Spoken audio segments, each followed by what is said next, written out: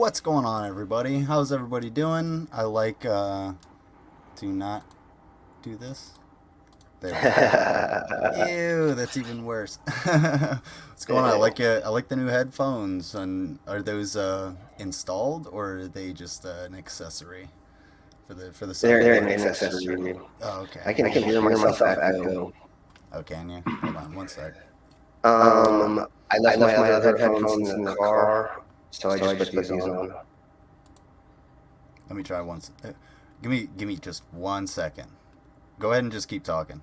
Yeah, okay. Say hi to everybody in the chat for me. Hello, everybody in the chat. Let's see. There's Mango, conspiracies.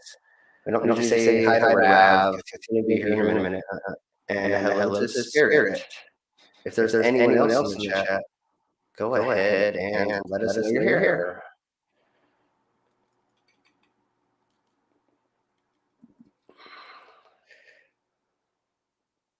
Is this the newest PragerU video that we're going to be watching? Does America or Unites America? Okay. I don't think I've seen this one.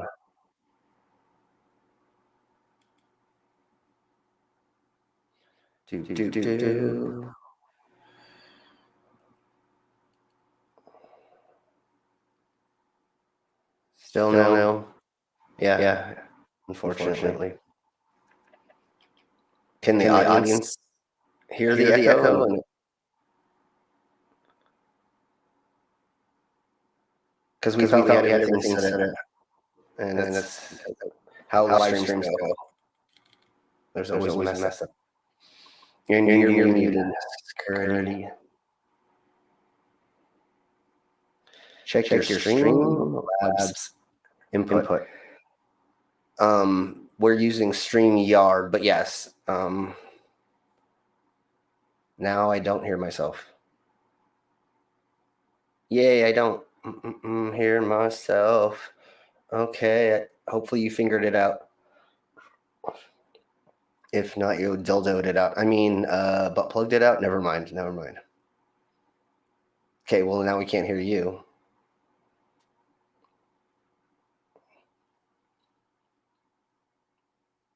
Try that. Does that work? Can I? Oh, yeah. There we go. You hear yourself? No. Awesome. Dope. I think we got it working. I'll take a picture of the settings here while we're watching some videos. However, Common Space, thank you everybody for standing by on that. I really appreciate it. And thank you so much, Slim, for helping me out. That's why you are my production Gario. You are here to unfuck me. And, well, yes. The opposite if time permits. However, Common Space, we gotta, yeah. Oh shit! I didn't realize we had some pasta coming in. There we go. Hey, what's going on, dude? How you doing? Really good. Yeah, sorry I showed up a little late. Just got something to eat. Oh, it's all good, dude. Yeah, well, we haven't started. We were working on some technical issues as usual, so no worries. Hope you guys figured that out, just like Slim said. Yes, Yeah. we figured it out. Yeah. Said you know, sit on it. Give it a little reach around. So tonight we have well, this is somewhat of a newer concept. We did this last night. We have here on Monday Night Morons a Slim, the living cyborg, who you've already met and who has already unfucked me. And well, you should have seen backstage. It's brown. Yeah. It's no longer the green room. And we have the Ravenous Bean here, who is coming straight off of straight off of work and whatever music he's been strumming out. And if you guys want to take a minute to show your channels before I say what's up to the chat, and then we can get into some videos. And if you guys have anything you want to send to me, I know Slim, you had some stuff we can take a look at and send that to me in the Discord. But the floor is yours, guys. All right. Well, Mango already put my channel link in the side chat, so thank you very much for that, Mango. She's a peach. Yes, definitely. While do you have anything you want to push there, Ravioli? Let's see. You already know who I am. I'm Rav, make music. Please check out my album, please. Is that your 15-minute album? No, this is my first amateur attempt. Okay. It's not good quality, but Liz likes one of the songs there. Nice. Where can we find that? It's on SoundCloud? Yes, it's on SoundCloud, but it's also on YouTube as well. I'll have to listen to the entire album to find out which track I really like. Yeah. You always play on Dead Man's Hill and Field Stained Red. Oh, those are the ones that you posted like first. Those are the first ones you posted in. Yeah, those are from this album. Okay, those are the ones that are good. Those are great. I love those fucking songs. But yeah, get that album. It's great. It's awesome. And you guys got anything else? On with the show. Yeah, let's dive right into it. I have a few things. I didn't send you guys anything because I wanted to go into it hot, kind of like I always do when I'm doing solo streams. So I figured we would attack PragerU because there's two that we have here, and one of them is their newest like little 5-minute video with the shitty animations and everything, and the weird people. And we also have the Leo and Layla, which we didn't get to watch the other night because, well, I couldn't decide which one to fucking watch. So it's up to you guys which one you want to start with, or if you want to do both, and then we can go on to New York City Karen, and I have a couple more. I think I have some Lord of Patriarchy as well. So I'll have to look in my notes here, but it's up to you two. Which one do you guys would want to start with? I vote for what unites Americans. Yeah. Yeah, I was looking forward to that today while I was sitting there before the stream. So yeah, and really quick, I have my SoundCloud link that I'm going to put in the side chat. So everybody go to my SoundCloud, or one of the three that I have. But this is the Cyborg Death, the one that is more likable. So I'll post that. And if you want to post anything in the Discord for me to play when we take a Riley break, probably the top of the hour or something like that, let me know. Just post it in there.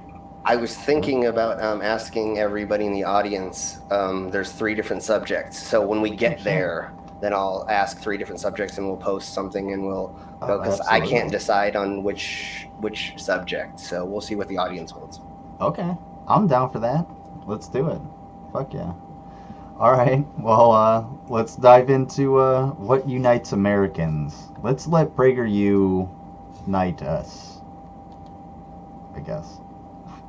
The Kardashians answered. Ooh. Ew. I can't hear it at all. You can't hear it at all? Really? Nope. Let me try this. Oops. Share screen. Share screen. And click the audio, share audio. Yeah. Thought I did that before. Let's try it. Got it. Values and history. Yeah. Okay. History? Better. How Okay. can history unify us if we come from so many different places? My parents illustrate my point. They came from India and settled in the rural South. You don't get much further away from your ethnic origins than that. Like generations of immigrants before them, my parents, my brother, and I studied the inspiring stories of the Mayflower, the Boston Tea Party, the settling of the West, the personal stories and struggles of great American men and women. We fully adopted American history as our own. What's up? Mark's in the chat. I now hear myself again. So, if you can separate, I don't know how to do that right off the bat, but somehow we need to separate the YouTube from What the fuck? our audio. Did it straight up start doing the echo again? Yes. Oh my fucking god. Let me see.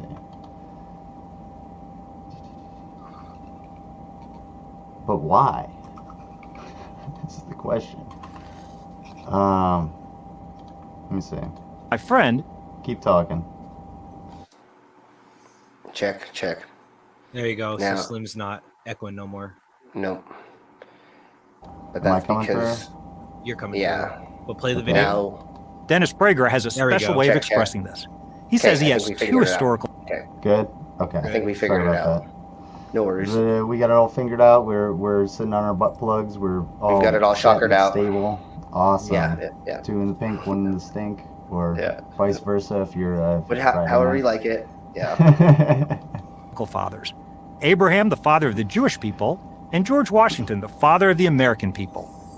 My mom still makes a mean curry. My parents still practice their Hindu religion, but they're also as American as apple pie. That's because once you're an American, you're fully American. Okay, The pause new right citizen quick. from our So if you are foreign, or let's say you come from another place and you come here and you make a traditional dish, that's actually now an American style of that dish. So that, you don't have to make burgers and fries for it to be an American thing. The Right. thing is I we're mean- a melting pot of all different cultures and religions put together. So making Right. your own home dish actually is very American. So whatever.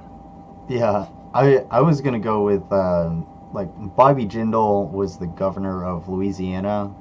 I think it said correct. Mm-hmm. And what's interesting about what he's saying, Bobby Jindal, he's saying, oh, my parents were immigrants. They came from India, and they're American. I'm American. Although I'm Indian, I have Indian roots, yada, yada, yada. All that good stuff. The people that he's preaching to are the same people who wouldn't hesitate to lobby death threats at someone like Ilhan Omar, who is I think a Syrian refugee, on the location. But she's a refugee, Somalian. came I to think. America, Somalian, possibly. I think. Yeah, it's probably, you're probably on the, correct end of that spectrum.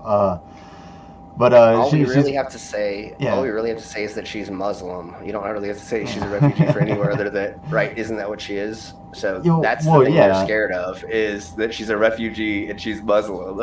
Right, but like she also she embodies like the American dream. She came over here as a refugee, who worked her way up, and now she's a congresswoman and she gets a shitload of attention. But they like she would get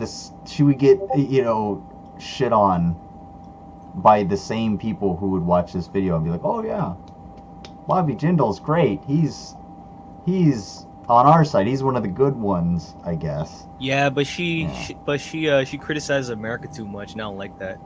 Oh no. God forbid. God forbid someone criticize America, like literally everybody. Well, Well, the only way to make something better is to criticize it. You know, you can't just keep going, turn a blind eye and just say everything's great. No. Otherwise, slavery would still be a thing. You have to be like, hey, wait.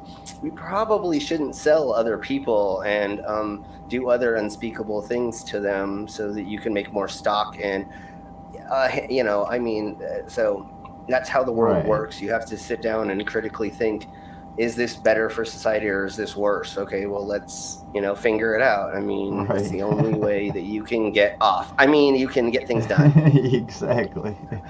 What's going on, Irish? What's up, Irish?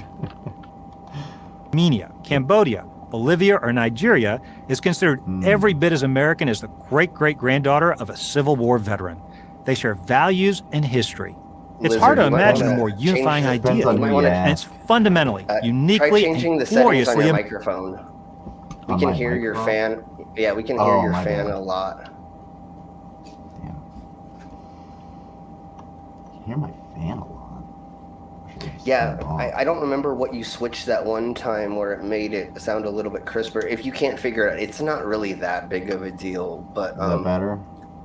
Is that worse? It's like that was the same. Sounds somewhat the same. Anything? I don't know. I don't know what to do. No worries. I'll figure it out at some point. How bad is it? It's not bad, like I was saying. All right, I'll do something about it. I'll put a piece of cardboard up or some shit. Was it? There may be some soundproofing that you may be able to put between the fan and your mic or something. I don't know. We'll talk about it later and we'll get it figured out, because I have to set up a new portable setting soon, so I have to buy a whole new setup to have it so I can take it with me to go do shows. So when I'm working on that, we'll work on your stuff as well. All right. I'll see what I can do in the meantime to unfuck this, but hopefully it's just the fans like Irish Stew that are really the ones making noise. It's just the fan, that's it. So using a microphone on my camera.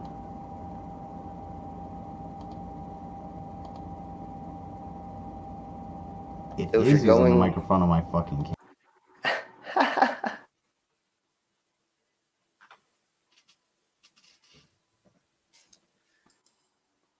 Still no. Yeah. Okay. Hear yourself? Okay, there we go. That's way better. That is way better. Okay. It's because they both say HD web or HD microphone. Yeah. But it cuts off with an ellipsis. Okay, so now the audio is way better. We've semi-hammered out all the details to make it so that this should be. Yeah, so now it should run. Excuse me. Yeah, so we should be able to run it smooth now. Yeah. Let's see what other idiocracy these people are going to try to put into Americans' heads to brainwash them into thinking that white supremacy is awesome. Let's hope this goes American. In a speech before the Civil War, the abolitionist preacher Theodore Parker popularized what he called the American idea. Parker's recipe combined 3 ingredients. Only in America did they exist simultaneously.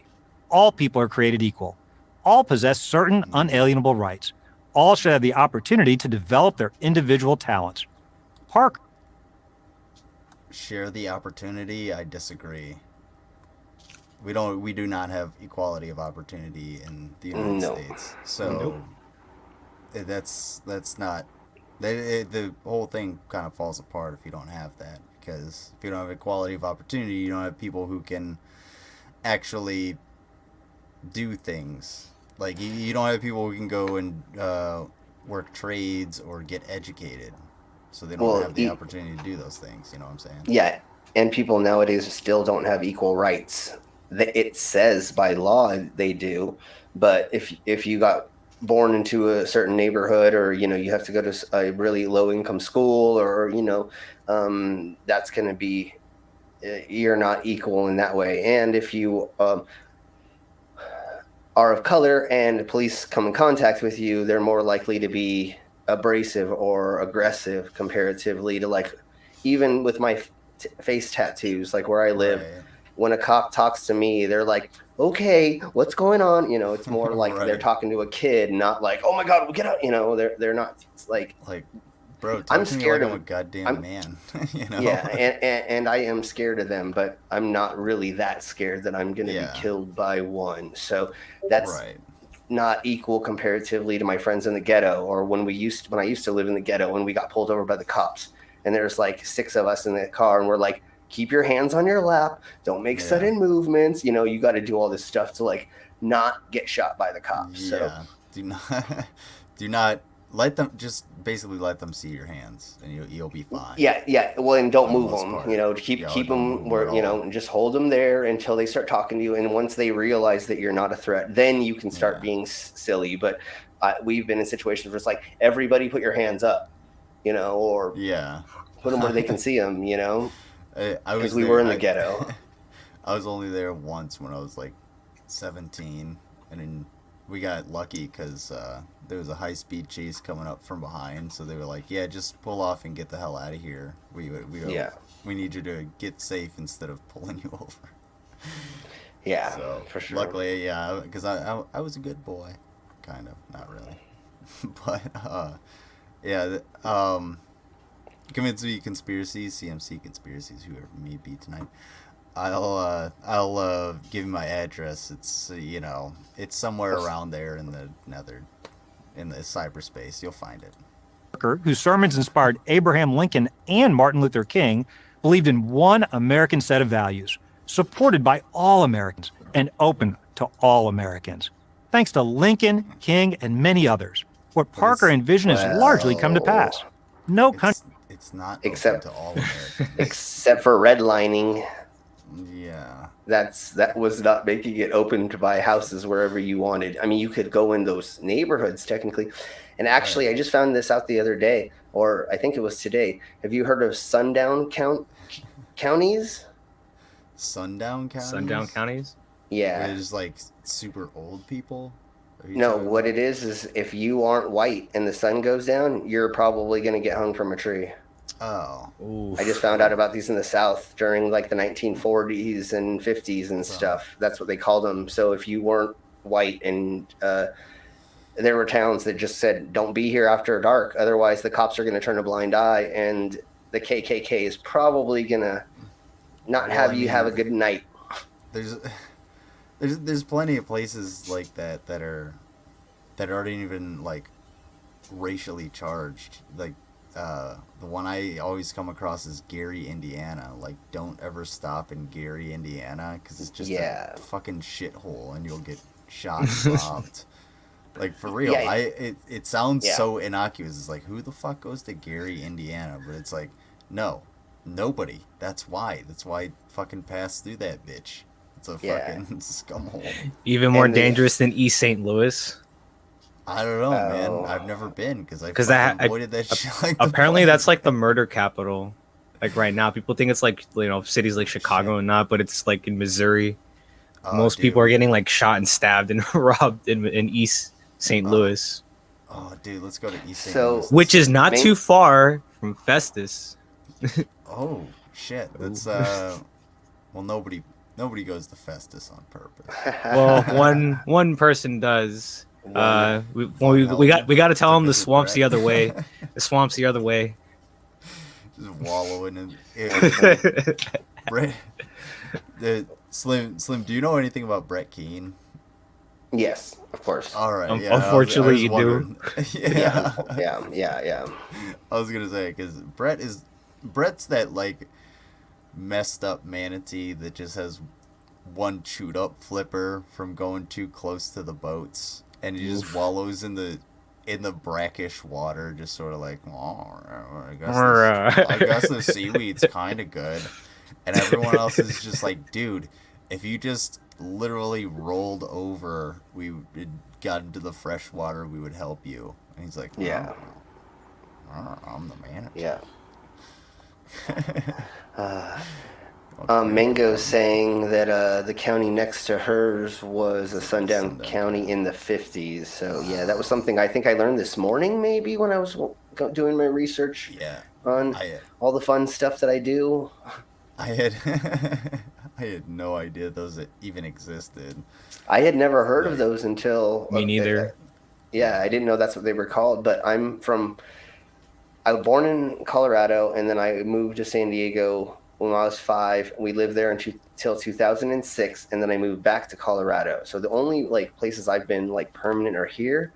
And because of what I look like, I've only toured in all the Midwest and all the West Coast states. So I've been in 32 states performing, but they've all been Colorado all the way to California. So I haven't been in the South. I've been to Omaha, Nebraska, and that's the farthest east I've gone. And that's still like not bad. You know, it's Omaha, Nebraska. They're on the boonies. But There's corn and Kansas. Corn, yeah, corn. Kansas was one of the scariest.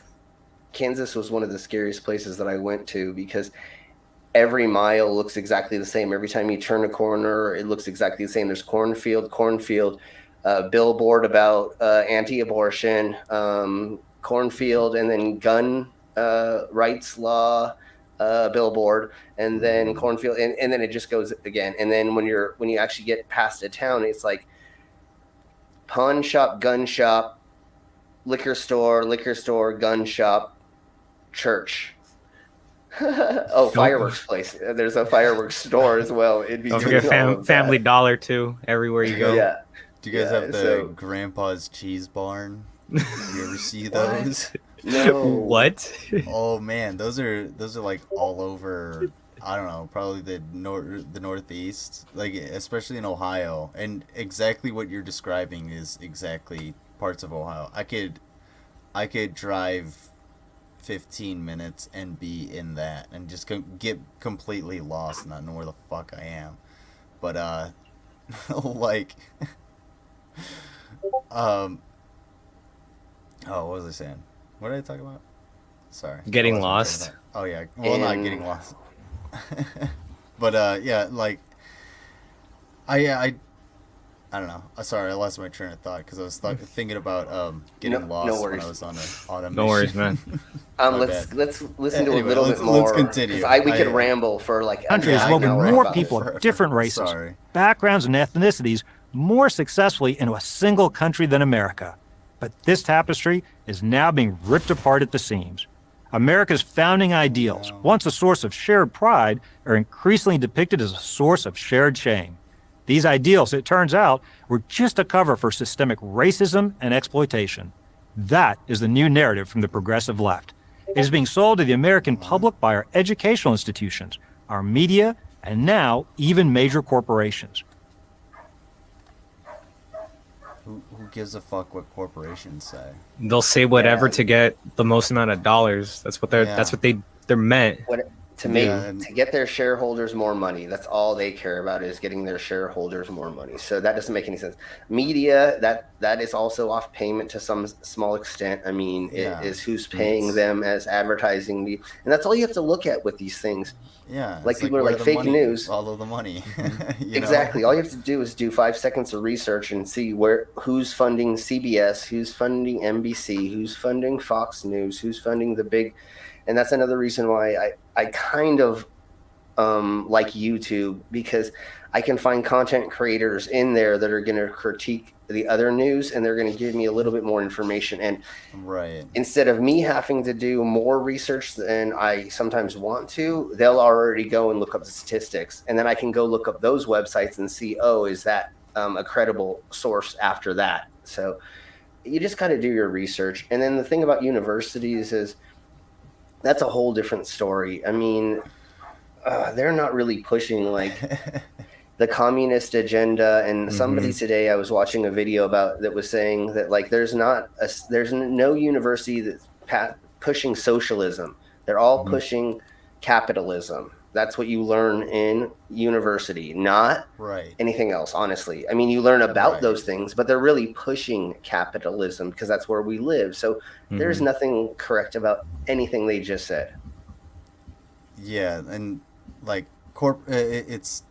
you have to think about corporate media and for-profit universities. So their incentive is to make sure that students like get the things that they want to know. So they're just like funneling money, and that money comes from where? It comes from, well, private investors who are like, I want this taught. Yeah, I'll fund a part of this school or this program if you stick to these books, or the company that, you know, produces these books, which I fucking own.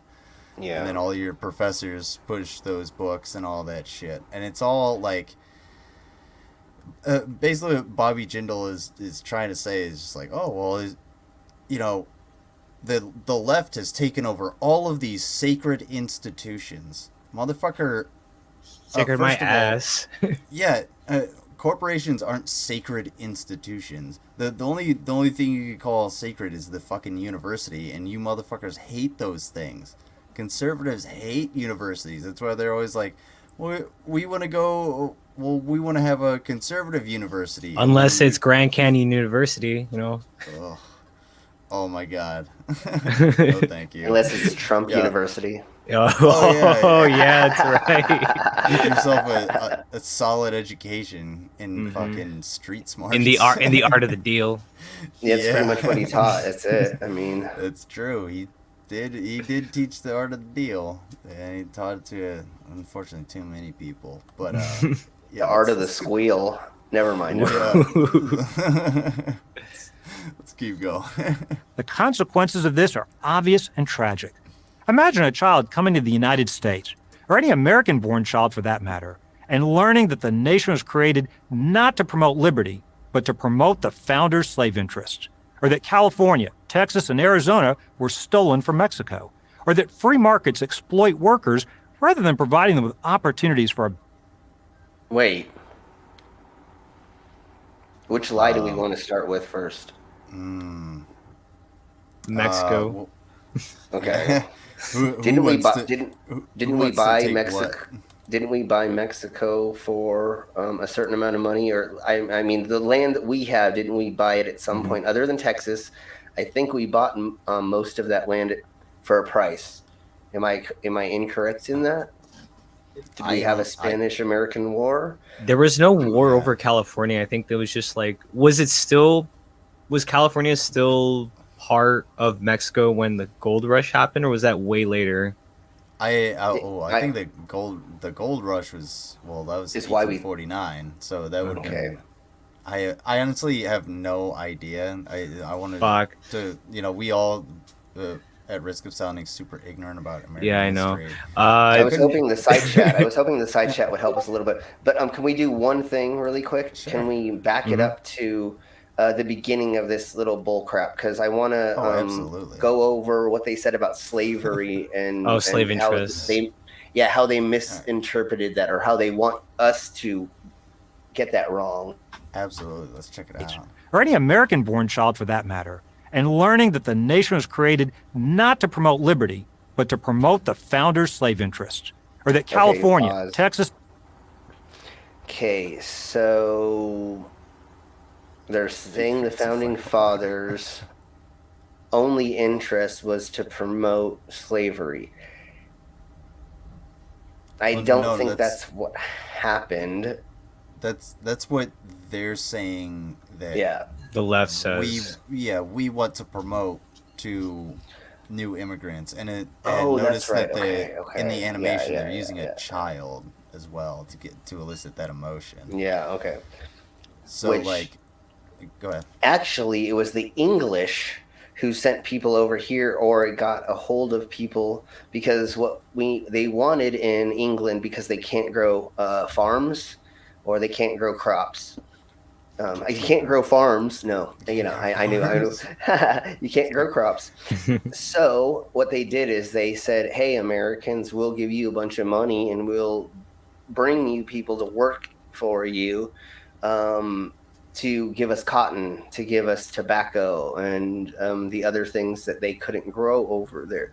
So it wasn't actually the Americas who was pushing that. Actually, it was England who was paying for it all. So that's that's very incorrect for most people to even, what they might have been taught was it's actually the English that was kind of doing most of this. And then the Americans or the forefathers were the ones who slowly began going, you know what, maybe we shouldn't be giving so much money to England through this thing. Maybe we could do it on our own, or let's get rid of slavery and then we can progress ourselves by not having that trade with England anymore.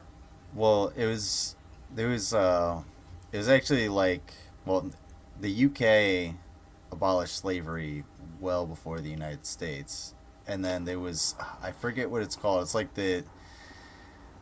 it's a triangle of supply in which goods from the goods like cotton and tobacco from the United States, or what is now the United States, would go to Europe, and then the money from Europe would then go down to Africa to be to be used to purchase slaves, who would then be shipped over to the United States in order to produce the goods that they wanted over in Europe.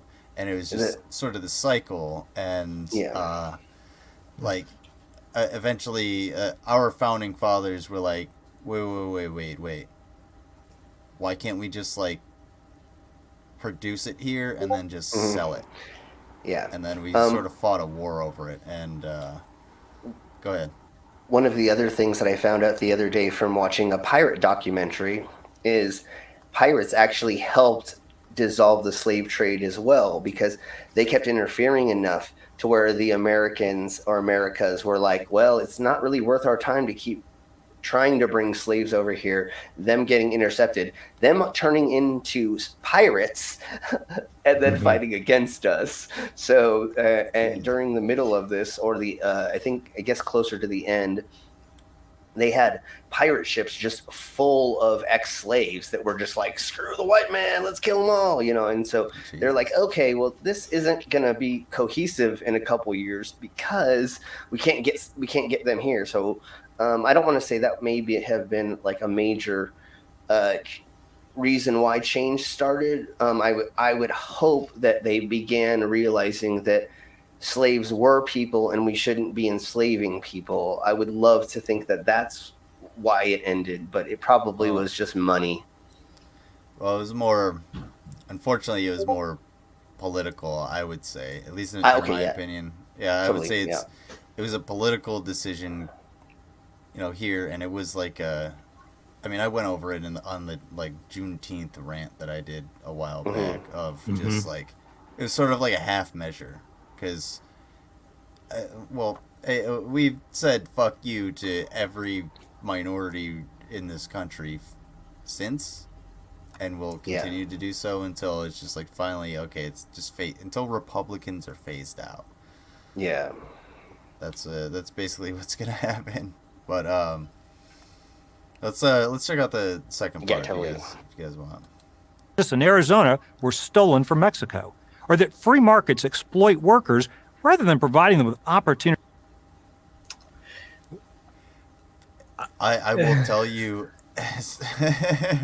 who the fuck wants to take this? Anybody that has worked a job, do you want to take this one? Spirit Flame, have you worked a job? Do you want to take this one?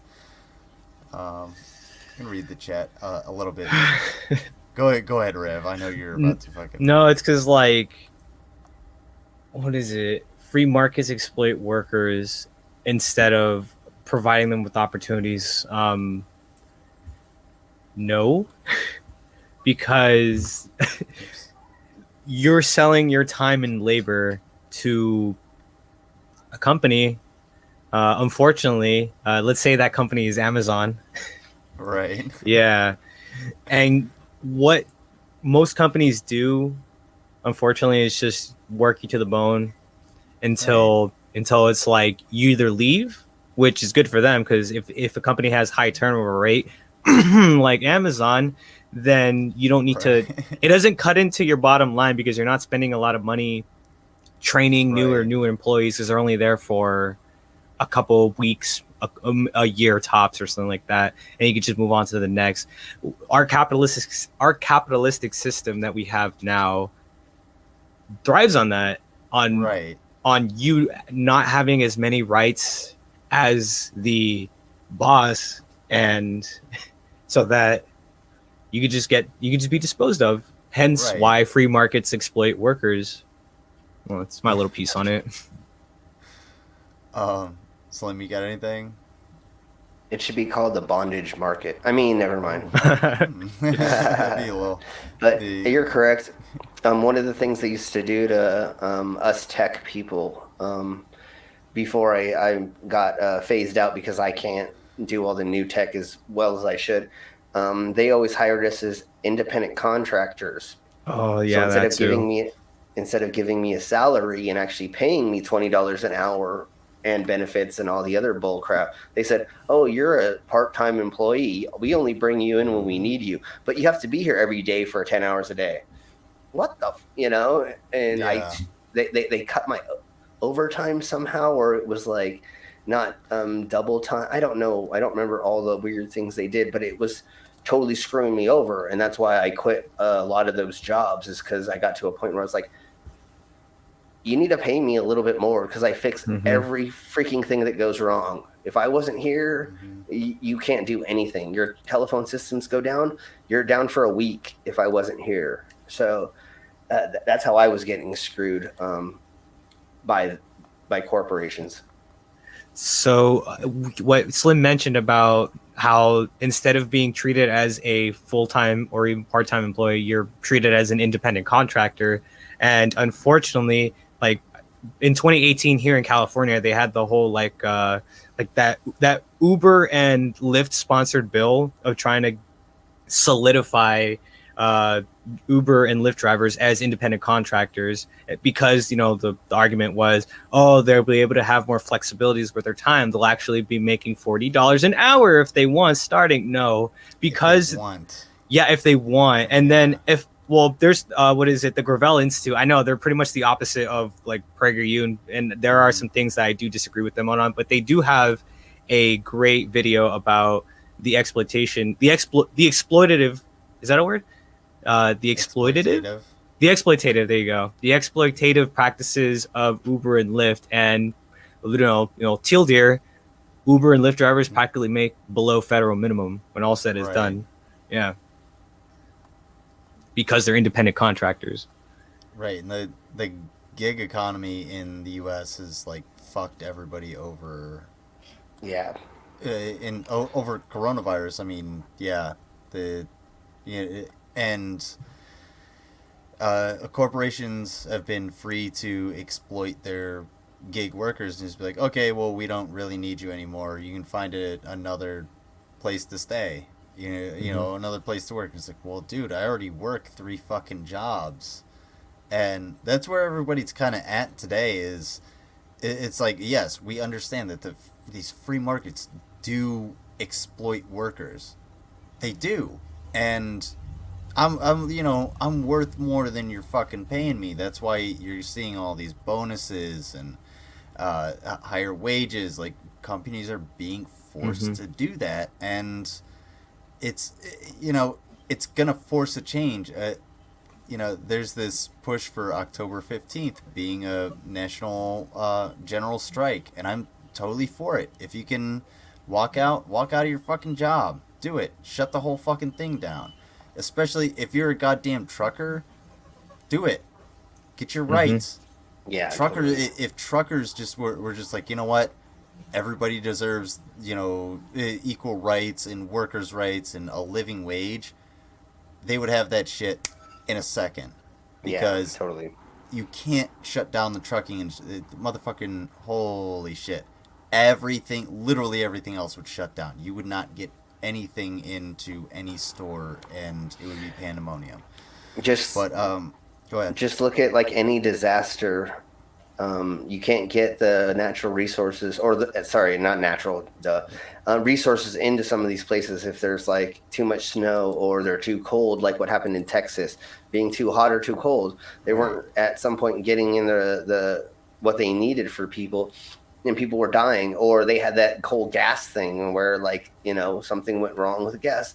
Now they're freaking out. It's because of them not being able to bring it in or take it out, or make commerce happen. That's why some of those things went wrong.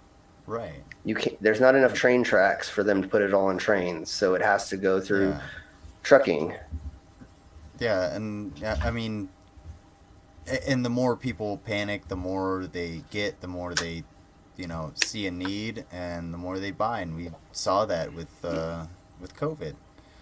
And if you were to apply that to people needing rights and a living wage, well, that would be one hell of an upset, for sure. But I don't know. Unless you guys have anything else, let's continue. No, let's keep going because I really want to see what else their dumbasses say. Yeah. Opportunities for a better life. Or a new immigrant being told in an equity, diversity, and inclusion seminar that his Everybody fellow white deserves employees secretly despise him, even though they seem to treat him well. In short, Parker's American idea has been turned upside down. Instead of an aspirational society, the left sees people limited by the circumstances of their birth. If you're born white, you're privileged. If you're born a different color, you're a victim. The whole idea and reality. I gotta go on a rant, because can we figure out a way to tell the right to shut the fuck up about this straw man victim complex that they put onto everybody who's like of color or on the left or both? It doesn't, like, no, they're not a victim. They just happen to have a different experience, and more often than not, it happens to be really shitty. So maybe we should look at that, look at the things that happen to them, and then figure out a way to fix that for future generations, and not look at them as a victim, but rather look at them as a maybe a resource in order to analyze what went wrong in society. Because treating them like a victim is just like, okay, well, we'll do what we can for you. That's what the right wants to do. That's what conservatives want to do. They want to treat you like these motherfuckers have had a victim complex since their existence began. Because that's why they're the right is mostly the hardcore religious, with the especially the Christians with their Christian persecution complex, and it kind of falls back onto projection. And I just want to, I don't know. Sorry, that was a little that got a little off topic, but who the fuck is just sitting there pissing their pants like a little victim and still like a serious advocate for the left? Please show me that person, because I can show you a million fucking conservatives that are doing just that have been doing that since the fucking election. Sorry, go ahead, whoever. Take a drink of waters. So it seems like you're a self-hating white person. But then obviously that's just like the icebreaker. The joke aside, it's true. Like white, they have this perverse obsession with being like if you're white, you're privileged, and if you're a different color, then you're a victim. No. They because how this guy. No, I'm saying you're right. I'm just saying them. No, you're correct. Yeah, Go because ahead. how this guy is what this motherfucker is presenting it as is that conservatives, us, no, we don't see this. We see you guys as equal, except we really don't. Not Right. most of the time. Well, there's a problem, and I discovered this not too long ago about someone explained what's wrong with color blindness, Mm-hmm. and I was just like, basically, excuse me. Sorry. Basically, it's saying, oh, well, we're all created equal. Well, we're all equal. It takes away from someone's individual experience. Mm-hmm. And when you can add those individual experiences and find similarities, and they all happen to come from one group, well, then you can focus in on what the problem is and work towards a solution. But that's not what these motherfuckers want to do. They just want to ignore the problem. They don't want to see, for instance, to be honest, Rav, like, there are places, I mean, I could go almost anywhere in this country and just drive around and get pulled over and go home at night. Mm-hmm. I don't think you would feel the same, would you? Probably not, especially if I was in the South. Yeah, like, and I've been to some of those places where even Slim with tattoos, they'd be like, "Oh, we gotta pull this motherfucker over. We gonna take a look at this motherfucker." Even in What you certain got? parts of even in certain parts of California, it's kind of like that, like Trump country. Yeah, See, I didn't think about this, but like Bakersfield, like that's not, and Clan T, it's Santee, but we call it Clan T. Mhm. That's just right outside, and it's because the Klan is there. Yeah. There's Elka John, which is where all the skinheads were, I don't want to say that, say it the wrong way. Sorry, that's not the proper term. The Nazis. That's where like the Nazis were. The so Neos. you just have to go outside of San Diego County or on the outskirts to the east, and there's fucking a shit ton. Like, I was talking with Sierra the other day, and I forgot how Bakersfield is like that way. If you're not white and you come into Bakersfield and everybody's watching you, it's insane how it's in a lot of places. And even here where I'm at in Fort Collins, in Denver, you don't see all the blue line flags, or you don't see all those flags. But here around town, you'll see that dude in the F-350 driving as fast as he can down a school street with the flags out back, and he's got the huge tires, and it's like, yeah, dude, I can't believe that's here. But when I, like, where I live, that's what it is. Like, you have a lot of people with the big trucks, and there's you have old money and the workers, basically. So you have people with like land and farms and inheritance and shit, and those people have like boats and big ass trucks and shit, and you'll see that. But all I have to do is drive literally an hour, and I'll see Black Lives Matter, and I'll even see the blue line flags and shit like that. Not a whole lot of Trump shit, of course, but all you have to do is just go a little bit away, and that's like, I mean, I'm in Ohio, so I'm in such a purple fucking state. It's ridiculous. Like, some of my neighbors are super left like me, and others are just like, That's Bill over there. You don't want to talk to him. Oh no. Like, my neighbor across the street, Ed. Like, this is what I'm gonna say. Hey, if anybody really wants to fuck with me online, I'm just gonna go really make friends with Ed. I'm gonna go bring him a case of beer every Tuesday, and just be like, hey, if you see any cars outside my house, just call the police first.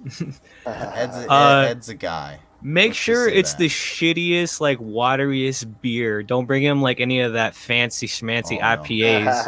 Oh no! I'm gonna bring him what he likes. It's probably that shittiest, wateriest beer. What is it, Paps or Bush? Bush. Ew, that's so gross. Oh no! I'll top that one. Natty Ice. Ooh. Oh jeez. King Cobra. Milwaukee's best. I still think King Cobra's worse, but I think we all said a really horrible type of beer. Yeah. Oh, unless the chat has anything to say. Yeah, let's see. Does anybody know anything worse? I'm thinking of. That's so Mickey's. There's Mickey's. Oh, that's true. We used to. Oh, fuck! Steel Wait, what did you say, Liz? Steel Reserve. Steel Reserve. Oh my god, so gross. We got $5, and this homeless guy is demanding at least 2 of them. So go get us a tall boy. Oh, dude, Steel Reserve is that. And then Woody McHaggis, the gentleman who taught me firsthand he was the first person to teach me Sideshow. Woody McHaggis. He would drink. I don't even remember what they were called. They were like energy like beer drinks, and like they were like $1 each, and they were just so nasty. I can't even remember the name of them, but like, oh, son of a, that was so bad. Yeah, Dude. Gorilla, we're talking about our favorite cup of tea. Totally. Yeah. Oopsie. Oh, I'm just laughing. I just thought of a really good meme for Woody McHaggis. But I was thinking when you said that, what's the because back in the day, Lizard used to imbibe the inhalants. Not like that. God damn it! Shut the fuck up. But God, I am like a gaff machine. No, I used to, smoke some perfectly legal tobacco back in the day. Okay. And I want to know, what's the worst thing you've ever put in a bong? I'm talking like liquid wise, the water wise. Oh, okay. The bubbler wise. I'm gonna step So back. in college, we put He's a like, lot of things that we probably shouldn't have smoked in there. I've smoked incense, different types of like sage and other things, because we were just trying to see if it got you high, which is really stupid as hell. I can't think of anything like, I don't know. I mean, when we had, we didn't smoke it out of the bong, but we had gotten a quarter pound. No, we got a pound from Mexico of weed. And when we opened it up and got it all chiseled out, we found a toe or a fingertip. Oh shit. I think we smoked the weed we tried to like not smoke the weed around it, but we smoked weed out of it. So technically we smoked finger weed. The rarest kind of weed. Yeah. But I know that we tried like different teas and, all that stuff when I was a teenager, and I'm sure we smoked out of a bong. And then of course, like, I tried salvia and all the other fun stuff that you could put inside of something to smoke that probably you shouldn't have. I remember, kids, don't do drugs. Do all of the drugs. No, I need some. No, I'm just kidding. If you're over 21, then have at it. Like once you're a consenting adult, do whatever you feel that you need to. Kids, just do the research and make sure that like you kind of know what you're getting into before. Because really quick before we get started, being in San Diego, growing up, or being in my early 20s, we met a bunch of pharmacists or people in pharmacy school, and they were making up drugs like 2CB7, Foxy, and a couple other things. So we were given experimental drugs that these people made up. They were like, "Oh, in the lab, I made up this thing that's almost like this," and we took it. And yeah, he went to other universes. It was fun. But I don't recommend trying stuff that isn't at least been on the street for a while. I found a bunch of drugs the chemist gave me. I saw the universe, but wouldn't recommend it. Most people's consciousness isn't strong enough to go through some of the stuff that I went through when I took a bunch of stuff. But let's get back to the video. No, all I was gonna say is I remember going up to the attic where the stoners were smoking, and I was like, "Hey, what are we smoking up here?" They were like, "Try this," and I smoked like probably 2/3 tobacco, 1/3 weed through Gatorade, because they couldn't find any water. Yeah, totally. They couldn't walk downstairs, so it gives it flavor, and then you can drink it after. No. That was that made me like almost shit my pants. Gatorade bong water. They didn't tell me till afterwards. They're like, I was like, what the fuck? Yeah, is it's not in even there? like, wait, what's this? No, man, trust, just take it. And then it's like, Yeah, it's fucking tobacco and fucking weed. I was like, well, I was like, what the fuck is in it? Like, oh, it's Gatorade. We couldn't find any water. I was like, get the fuck out. Yeah. Laced with angel dust.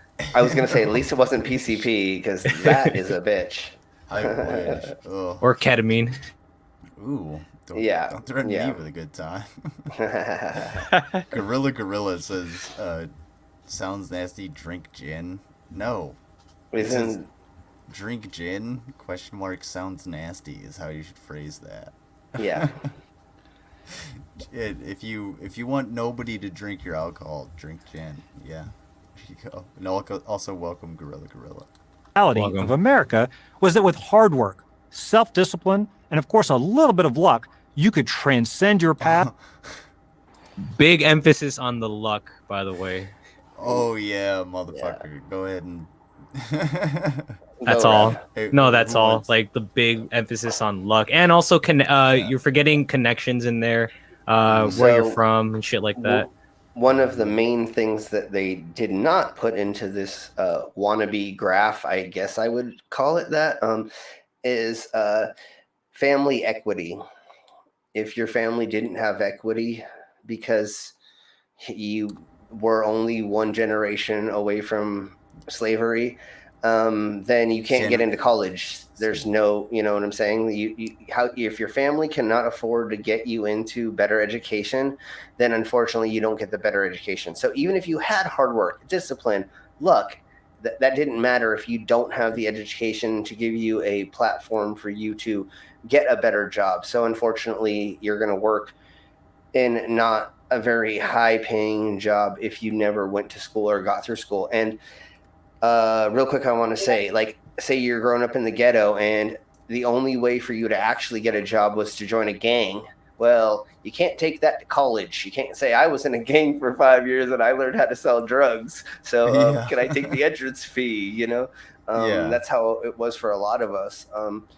The only way I went to college was because my parents put aside a couple $1,000s. And I was able to go for a little while. And I was community college. So it was like not a very great, but cheap. That's what they're missing in this little graph that homie is trying to spout out to us is if you're born in poverty, it's really hard to get the leg up. What do they say? Pull yourself up by your bootstraps all the time. And what does that actually mean? It means that's an impossible achievement because if you're already on the ground, how do you pull yourself up by it? That's a faulty term. It used to be used as sort of like a pejorative, like, oh, pull yourself up by your bootstraps, like, you piece of shit, like, get off your ass, but or something like that, or just like a euphemism for an impossible task. But the right took that and they're like, oh yeah, we gotta sail with that. But I think they should replace luck here with generational wealth. Yeah. Because and that's what I was saying with equity. Family. Totally. Right. For sure. Because you have to have some kind of money in your family, some way, shape, or form, for you to get a better education. You know. Right, and if you think about it, a 30-year mortgage, right? And this was explained to me by actual Jake. I'm not going to take this as an original idea. The civil rights movement happened in 1968. So probably the earliest large accumulation of generational wealth happened around 1996 to 1998. Or probably around the early 2000s, rather, because of, well, I mean, there's obviously a spectrum of conversion, but you can give that from 1996 to 2000. That's when there was a big uptick in growth in generational wealth from people who weren't even allowed to own houses prior to that. So in 2021, if say the peak of that was 2001, to make it simple, there has only been 20 years of generational wealth accumulation in multiple economies focused on funneling money towards the top, spending money on unpopular and unwinnable wars, and laundering money off into the nether where, well, the workers will never see it. But go ahead. And that's not even one whole generation. That is just like part of a generation that's happened. And then in the 1950s, in the Midwest and towards the West, they were pretty much just like, if giving any white man, a white teenager or white 18-year-old or 20-year-old a plot of land if you had a job. Because back then, if you had a job, technically you were going to have that the rest of your life. So all you needed to do was just get the job in that factory. And then if you applied for that loan to get it and you were a white man, you technically would just get that house. You know, they were just trying to sell that, get them the houses. So redlining was a big thing where if you weren't white and a man, same thing. If you were a white woman, you probably were going to get turned down. But if you had a job and you were a white man, you're going to get a house.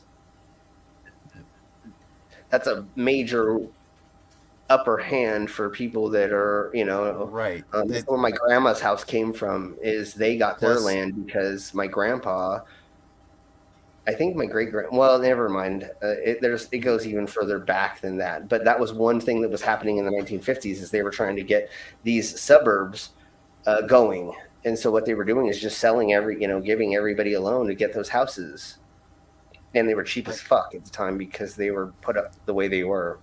Plus, you had to be able to own the land, and if you weren't white enough, you could not own the land. Yep. So you could build a house, but you could be paying your entire year's salary on the land simply because the landowner wants you to go fuck yourself because, well, you got too much melanin. Mm-hmm. Yeah. I want to say to Gorilla, it's funny that you say I'm a Dragoon. If you were to say Dragoon like you came from Dragnot's channel, that'd be pretty cool. But no, if you want to say Dragoon, I was a Dragoon. I was a military policeman when I was originally active duty in the U.S. Army, and I was in the Dragoon Company, golf company. So. Oh, I thought we were talking about dragooning our nuts on the ground. Sorry, that's a different dragoon. No, that's Dragoon. Okay, I got that wrong. Okay. Especially when you're doing like wet sand, because it gives that cool feeling. But anyway, never mind. Oh, I like the wet sand. I'm down. Let's go. Let's keep going a little bit more, because I'm sure that there's more stupidity. 2 minutes. Go over. Let's try and make your own future. The left rejects this. Your group identity defines you, or to be more precise, predefines you. Only with the aid of the government can your identity group succeed. As an individual, you're powerless, unless, of course, you're white. The left has even changed the way we seek social improvement. Whereas the abolitionist leaders of the 1850s and the civil rights leaders of the 1950s successfully appealed to America's conscience to right historical wrongs, today's left rejects America's conscience as inherently corrupt. And if you don't fully buy into the left's plans for a new America, well, be quiet about it. Well, if we didn't have so many white nationalists still running around with the Confederate flag, then it may have changed everybody. But it didn't change a lot of... It changed some of America, luckily, but... Go ahead. No, I was just going to say, speaking of Confederate flag, hey, there was a Confederate flag, a rebel flag carried across my Capitol grounds, so I'm really not fucking happy about that as an American. And you want to talk about the left's new plan for America? Identifying the faults of American history and not repeating them. Things like Afghanistan and Vietnam. Let's not have a third one. We did World War I. We did World War II. World War III is about to happen with China because they can't fucking stop stealing land. Let's just not have another fucking Vietnam at least. At the fucking least. And you know what? That's just one little aspect. Let's not get started on racial inequality, because we haven't even fixed that. We haven't done a goddamn thing about that. And now we have far more groups that want the same equality as myself. Someone like myself has shared. I could literally go out and just do... I could do almost anything with feeling a lot safer than most of the people that I actually grew up with or know, because they're a different skin color, a different class than me.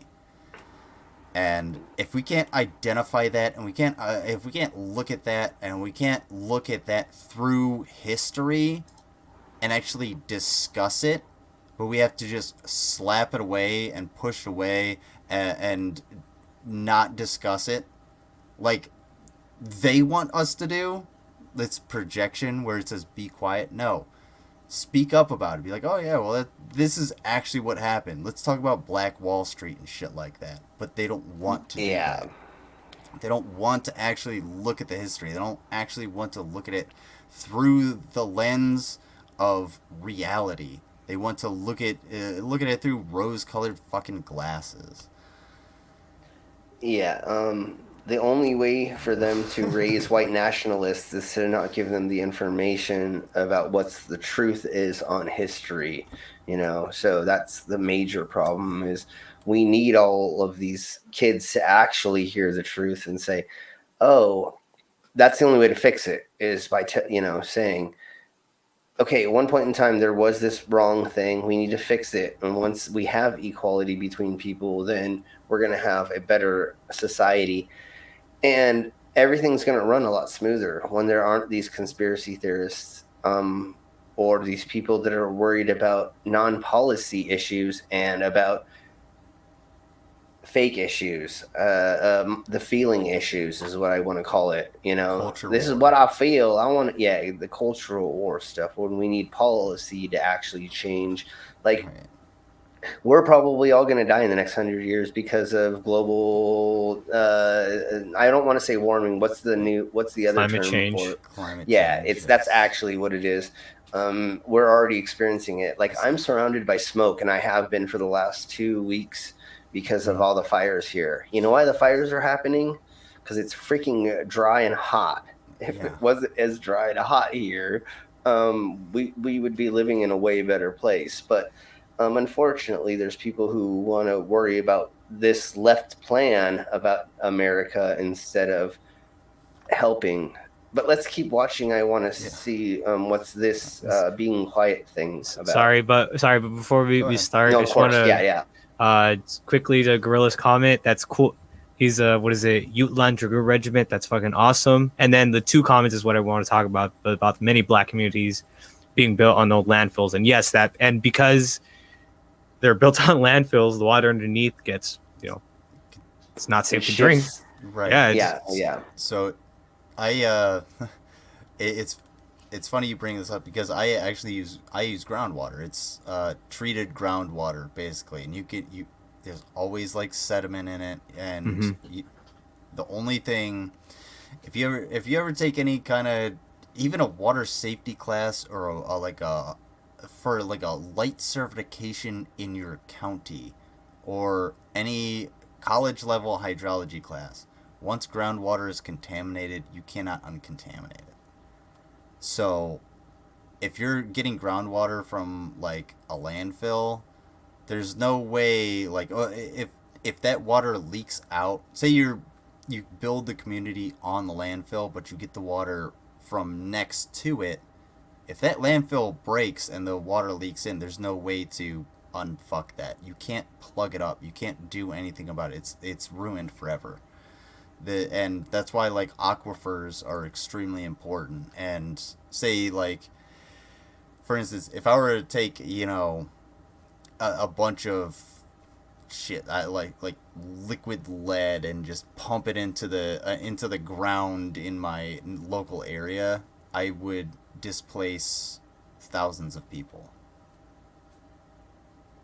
So it and the fact that people like live on that and are probably either contaminated or close to being contaminated by this groundwater is not only what like fucking sad, but it's well, we could have done so much about it over the last 20 years or so. Well, sorry, people like well, people like Bobby Jindal, and I'm not just gonna put this all on the conservatives, also on like corporate Dems too.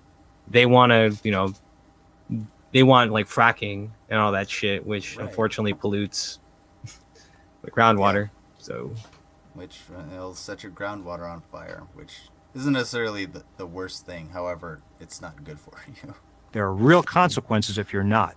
Whereas progressives once championed free speech, even at such extremes as Americans' right to burn the flag and publish pornography, they now... Bitch, I literally burned a flag. I'm a United States Army veteran, and I burned a flag on the 4th of July. I got more shit from my fucking sister-in-law than her, I think, brother-in-law or cousin, who was an Air Force veteran. He was like, I don't give a fuck. Yeah, because I burned it. Like, who gives a fuck? That's what it's about. It's about free speech. Freedom. It's freedom. That's freedom right there. Yeah, you would lose your fucking mind. I'd spent 10 years serving my fucking country. I could burn a flag if I want. You want to talk about free speech? Let me show you all the comments from motherfuckers from right-wing sites about, like, PragerU, about, oh, I got canceled. It's tyranny. They deleted my comments. They're coming for all of us. Hey, fuckface. YouTube is a private corporation. Yeah. Yes. What you voted for is kind of what we've been over. Sorry. Go ahead. Okay, let's... Got anything? Sorry. Enforce silence. Assert the biological reality of two sexes. Reject apocalyptic environmentalism. Or insist that citizens present an ID before they... Does anybody in the chat or on the panel reject the biological reality of two sexes in humans? We've kind of been over this, no? Just like, are there two sexes? Yes, but there's no such thing as like two genders. Gender is a spectrum. Yeah, totally. Like, I don't know if you guys saw any of the Neil deGrasse Tyson versus Ben Shapiro. But he put it perfectly. He's like, well, it's a scientific fact. It's like a fact of reality that humans express their gender differently. We know that. Biological sex is, well, we know it's inherent. You can't change your chromosomes, of course. But you can express your gender differently. So, this is just it's straw man, more straw man. Okay, what about the middle one? They vote, and you run the risk of being banned from social media. Oh wait. Okay, it said rejects apocalyptic environmentalism. Blah, blah, blah. So it's like a conservative person tweeting this. Oh, okay. Okay, no, you're not gonna get canceled for this because you could easily. I could go post that on. Nobody would give a fuck. Reject apocalyptic environmentalism. Yeah, you're gonna get a lot of shit for that because, well, have you not seen the a planet that we live on? It's kind of on fire, like literally. Sorry, what is it? Your rape, I guess. Warning. Have you seen the fucking Amazon burning? Yeah. The planet's fucking lungs. Let's not even talk about Siberia. Like, Siberia is burning. That too. Siberia. You got. Let's count them out, folks. We got the Amazon. We got Siberia. We got California. We got Colorado, where I'm at. Colorado. We've got Texas freezing over. Well, we got. Well, let's talk about what's burning. Greece is burning. Okay. Australia's probably burning and yeah, nobody's talking yeah. about it. Well, that's a lot of fucking burning shit. It's a lot of the planet. Death Valley reached, I think, its peak like temperature this year. I think it was like 131. 131 at Badwater Basin. Oh my god, that's insane. I've been there. Canada's on fire. Oh yeah, Canada too is on Thank fire. you, Bingo. So again, like the whole fucking world's on fire, but these asshats want to be like, oh, there's nothing going on. The seas are shrinking. No, growing, right? Because of the ice is melting. And then what else? I mean, everything. There's so many other patterns that are changing, or the fish are dying, and all kinds of fun stuff. So, like, well, Sweden is burning. Gorilla. Yeah. So there we go. I mean, Spain and Sicily, says Donny Cat loves me. Also, Italy. Yeah. Talking So about I mean, the main problem with the oceans rising and the ice melting is the reduction in salinity of the oceans. Because if that lowers, then the Gulf Stream could stop, and that would cause freezing in the north and extreme heat in the south, and not a good it wouldn't mixture. There's not a good mixture. Yeah, exactly. We would be completely fucked.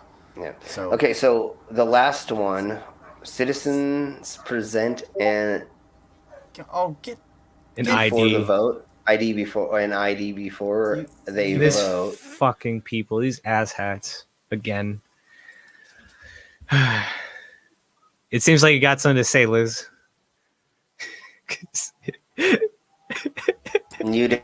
I know I'm muted. I said I always got something to say. Well, yes, I agree. If you are a citizen of the United States and you are going to vote in a free and fair and secure election, you should have to present an ID.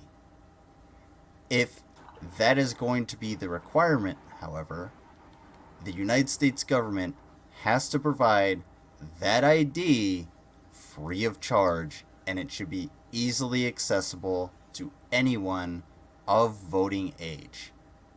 100%. So, how many countries around the world actually do this, Lizard? Do you know? I don't know the amount of countries that have voter ID. No, but that give their citizens free IDs. I want to say I believe it's most of Europe. I want to say most of Europe and most of the world actually gives their citizens free IDs so that they can vote. They can do all these other things. So, yeah, we should be giving out a basic free ID that you should not have to pay money to get your birth certificate if you don't have one, because people who are in poverty usually don't have one, or their parents didn't keep it because you have to move so much, or you know what I'm saying? Like it's hard to keep paperwork. It's not hard to when you're 18 and in high school, you go and just hey, we're gonna have a day. You get your voter ID and you register to vote. And once you're registered to vote, you are registered for life. That's it. And all you have to do is change your district and your voting preference, and that's it. I know there's probably a little bit more complexity to that, but at the same time, it's not that difficult to. Why is voting in the United States such a fucking difficult task? Why do we have to make it so difficult? Because the wrong people vote. That's why. That's they're setting it up for that side to win. So that's why they've made it so difficult. Exactly. But Denmark, Germany, there's a couple other places that's. Yeah, there's a bunch of people putting stuff in the chat. Spirit Flame says R.I.P. Canada, poor Canada, and Donny Cat also said Turkey is burning. It's pretty scary. Yeah, it's burning in my oven. Yeah, it's burning in my oven right now. Sorry, Turkey. We're just kidding. I'm just imagining Rav coming. He would ding. Oh, hold on. Just come back and just start eating a whole turkey. Just like, oh yeah, man, fuck PragerU. Turkey's delicious. She got some stuffing too.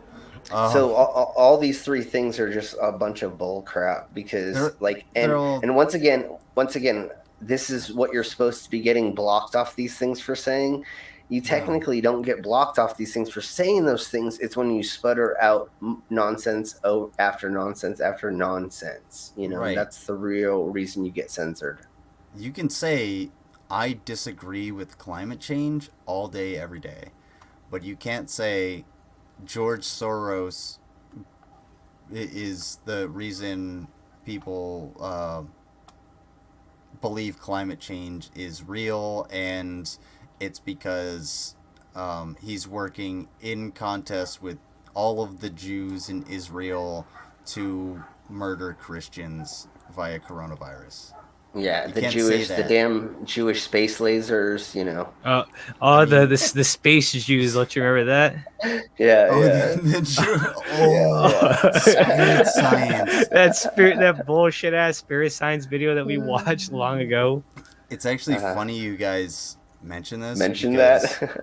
Well, mention the like the censoring kind of, because this happened to me today, and I was just this is just sort of innocuous, but like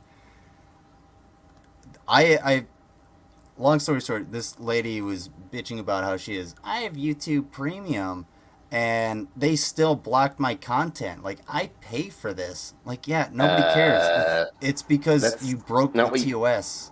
But it's not what you pay for. You don't pay for them to like promote your bullshit. No, you just get no commercials. That's all you pay for with Premium. Like, I can't go.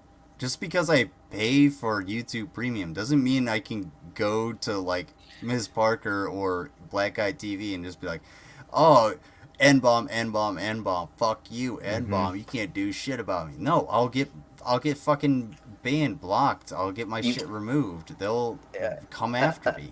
Another example is, like, I can't pay for Premium and show porn on my YouTube channel, you know? Like, I can't violate TOS because I give them naked yoga. I've done that before. Never mind. Well, no, for real. If anybody's interested, I'm not gonna look it up here, but look up naked yoga on YouTube, and that's how you get around porn bans in certain countries like Korea, which I've been to. But I don't know. This dude responded to me, and I guess we can read it here. Yeah, but all I was saying is just like this is what these people actually like kind of believe too. Like, all I said was like, it's because you violated the community guidelines or TOS, Karen, which is true. I have done the same thing. I've gotten a copyright strike. I've gotten community guideline strikes, and that was a learning point where I was just like, oh shit, I gotta not do that again. And this is where these people take it. They think that Twitter and Facebook and YouTube are all run by the government platforms. That's kind of what exactly. It is. Like, do they think these things are run by the government, or do they just not understand the difference between like private? Yeah, the private suppression of speech and government suppression of speech, because the government can only come after you for really like three things, which is libel and slander, and direct threats of violence, and then incitement of mass violence. Yeah, you can say fuck the president, but you can't say fuck the president and then follow it up with like a death threat in Minecraft. In Minecraft. Totally. Yeah, you can say I would like to see the president dead in Minecraft. That's okay. And I don't want to see the president dead. I don't want to see that. I don't suggest this, but I said I wish Trump was dead a couple times when I was playing GTA when he was the president. Yeah. But it's a little different when you're playing GTA. YouTube could come after you and be like, you know what? This motherfucker has been yelling at GTA for 17 and a half hours, and he has said Trump needs to get murdered at least 115,000 times. So in Minecraft, but I wasn't streaming. He said, totally. And he only missed in Minecraft about 14 times. So Yeah, totally. we gotta curb this thing. But I don't know. Whatever this idiot said. Read it. Oh yeah, let's see. Here's how it goes. It's because you. This is almost a month ago. Jesus. It's because you violated TOS.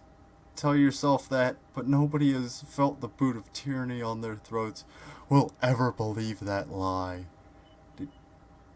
Do you think YouTube is the government? And every single person, every content creator I know, really quick, every content creator I know, on the side of flat Earth, not conspiracy, you know, take her down, or you know, even all the people who are on the wrong side of what we consider. Everybody has their chance to say, but everybody In the gets copyright claimed. Everybody gets copyright claimed. I do. I have. Lizard. I've Yep. talking. Yeah, you. Everybody. Talked to Stu about it. He got copyright claimed for playing his own song that they said was another song from somebody else. You know, so we go through the same bullshit as you, but we don't come out and go, I don't know why it happened, and I'm going to cry about it. No, honey, I already know why it happened. I know what to do. Like you were saying, Lizard, you change what you were doing and you make it so that it fits into the guidelines. If you're going to use a platform, you're going to have to figure out how to stay within that platform. Otherwise, you can go to a buggy, hacky site like Parlay, and you can get all your information stolen, and then you can have to change all your password and change your credit cards and do all that stuff because you got hacked because you were on an unsecure server. You can do that, or you could just obey TOS. And it's really not hard. It's not hard. You can spout off a decent amount of stuff without sounding crazy, and still exist here. One major. You could be crazy as fuck and still spout off shit and still exist here. Is kind of want to say. Go ahead. One major example that I always use to these idiots or comparatively to them is watch my gaming stream. Do you see all the weird screwed up crap that we say? And it still happens. And if you have ever watched any of our streams, we actually do say some of the conspiracies. So as our answers, we're like, the earth is flat, or, you know, like it doesn't turn 15 degrees, or, you know, there is a dome. So if it was so restrictive, my gaming streams would be shut down constantly, besides the cussing and talking about everything. Like I say, when we do game night, pretty much you can say almost whatever you want. Just try not to use it over and over again. But I mean, we've had almost every word used on our streams, and 2 out of the 2 or 3 streams, I've accidentally stood up on camera, and you saw my genitalia on accident, and those streams are still up.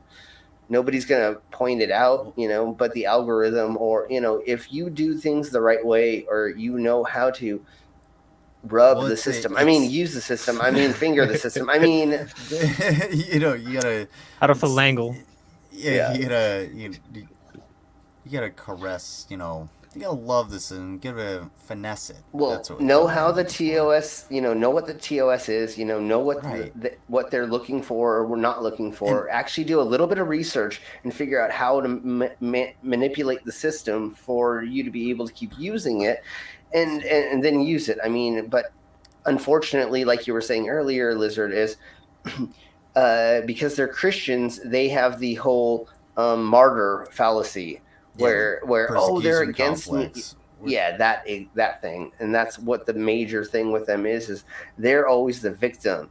Mm-hmm. They have white privilege, which means they can do anything they want, but they have to be like, oh, my bread's not white enough, my cheese wasn't soft enough. You know, they have to come up with a reason to like ask for the manager. That's why Karen asks for the manager. Her life is so awesome, or you know, she doesn't have anything to think about other than, oh my God, they didn't they didn't butter both sides of my bread. Oh my God, honey, I gotta get your manager now. You know, it's like they have nothing better to do than pretend these things are important to not why they got canceled, when all you have to do is actually read the fucking terms of service. That's it. Right. And then you could figure it out, honey. Okay, exactly. Like I was just gonna say, like I've had my comments on PragerU, which is where I found this lady, where this subsequent shit came from. I've had my comments like not be allowed to post. Like I had to change it in order for it to post because, well, the algorithm was like, no, that's too fucked up. And it was all it was saying was like, I think the word in there was cocksuckers that I used, and it wouldn't let me post that, so I had to change it around, and I was just like, I forget what the fuck it is. This is wild. Tunneling the system, I love it.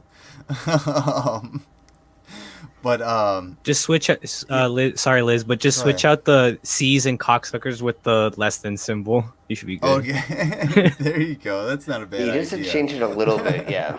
Yeah. Let me read this, and then we'll finish out this video. We'll take a quick Riley break, and then we'll go into the next little bit. And if you guys have anything, send it to me. I'm trying to get rid of all these fucking notifications, but I apologize that they're still coming through. I'll send you something in a second. Okay. Oh boy. I guess to end it says, it is when they're working as a group that intentionally crushes any dissent on behalf of the government. I was kind of worried about this response. But go ahead, if anybody want to take that one? The Mr. Garrison triangle. I guess all I have is this butter knife. You hear that? It's the retard alert. Yeah. That's fucked up. I sent you a link. True, but go ahead. I sent you a link in the private chat. What was the question? I am sorry, I was doing something. What did he say, or what did they say? I'll read it real quick. It is when they're working as a group that intentionally crushes any dissent on behalf of the government. He just wanted to put as many words in that sentence as he could. That meant it was definitely a word salad. It is a tad verbose, you know. He was like, look at how many words I can look up in the thesaurus. Yeah. Really, like, let me. Are you gonna? Oh yeah, it's great. I got an idea. Also, you mind if I say something real quick? Go for it, brother.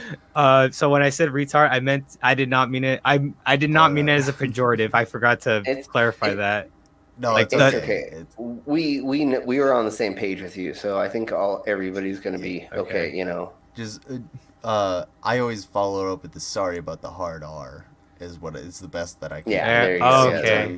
Like Shanny is literally square peg round hole retarded, and like. I'm kind of not sorry about that hard R, because she is.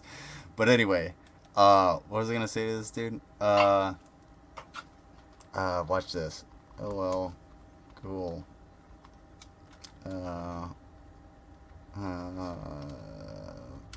My favorite YouTube interaction on comments was when I did a video about Daniel Pratt, and he like made this whole video about how like this tattooed face dude blah blah blah is doing something, and then he came on my channel and left all these comments, and they kept getting deleted by YouTube because he kept saying a bunch of horrible shit. And you run. Go ahead. Yeah, well, the thing is, he kept saying I was deleting his comments. I'm like, bro, you can't put all that stuff in comments and expect them to go through. So Thanks, yeah, it was hilarious, man. That was my funnest comment interaction I had was with Daniel Pratt. And I don't know if you guys saw what I put to respond to him. Yeah, LOL, cool, bro. Oh yeah, I was okay. like, hey, I just said Cool LOL, story, bro. You Yeah, should have said it's like- cool story, bro. Well, I said LOL, cool. Me and my friends just made fun of you on a live stream. Nice. So, Oh yeah. there you go. It's recorded. Targeted harassment? Not really, because, well, you said some really dumb shit. And if I have to point to anything, it's that you think that YouTube is controlled by the government. So The government. Government. Give me. I wish. Give me the government cheese. If they were, then well, this place would be desolate. It'd be a hellhole because Yeah, you could that's say what they don't anything. You could do understand. anything. Oh my god. We need some regulation. Anyway. And the sorry. risk of being banned from social media, the modern equivalent of the town square. You might also lose your job and your reputation. How sorry to pause right away, but how much do you guys agree on that particular topic? Social media is the modern day town square. Yes, and it should be regulated as a public utility. I can dig that. Now, I think there should be platforms regulated as a public utility, but there should also be like YouTube and stuff, because just think about the amount of clutter that simply would come in if there were 50 viewers, the amount of clutter that could come in with if 25 of those were just trolls. Mm-hmm. Just people were just like, yeah, fuck this, I can see whatever I want, blah blah blah, and just like flows in. So like, I think the public square YouTube channel, you know what I'm saying, would kind of flounder unless you were forced to be like on camera. You know what I'm saying? Does that make sense? Yeah. Does anybody have anything Yes. different? I agree with that. Okay. All right. Yeah, I'll continue on with this. This 'cause I don't wanna America's delay future? it anymore. The left says yes. The center left, the so-called liberal moderates, they're MIA. It's not clear what they believe. Conservatives take a different view. We recognize America's shortcomings, but we also see a nation always striving to become a more perfect union. We see a nation with more freedom, more opportunity, and more minority protections than any place on earth. Wow. That's I can't raise my eyebrow far enough. Yeah. I was- Wow. That's I a looked over projection. and I saw you just doing It's the like- fucking. I was like, oh shit. Yeah. All of the things he said are literally not conservatism. They don't want any change. They want to stick exactly with what they've been doing for the last. Well, see, what's really funny is they think that Jesus is white, and then he's American.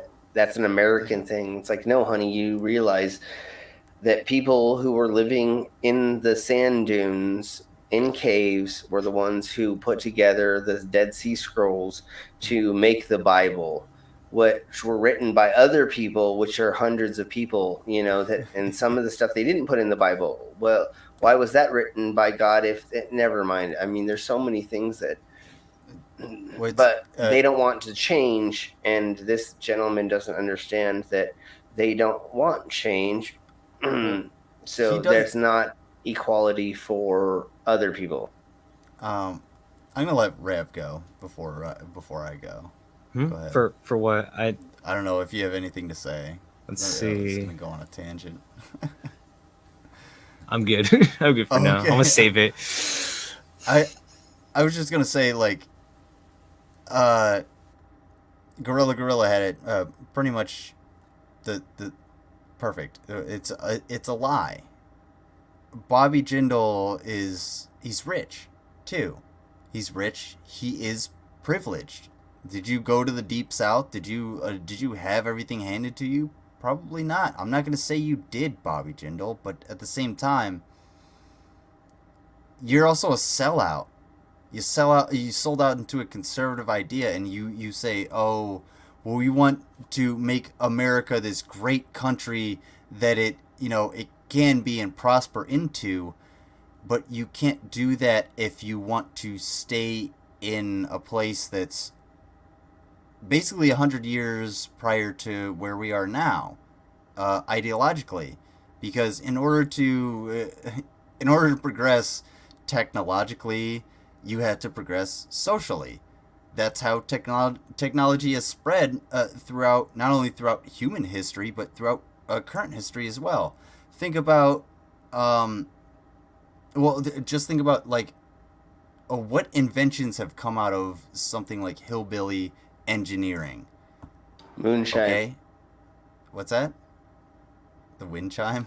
Moonshine. I think that's the only I thought you were gonna thing say. that- I thought you said the wind chime. I was about to say like no good inventions, but moonshine. Well, that too. Yes. But yeah, the only thing that hillbillies that I know of that's actually worth anything have come out of is moonshine.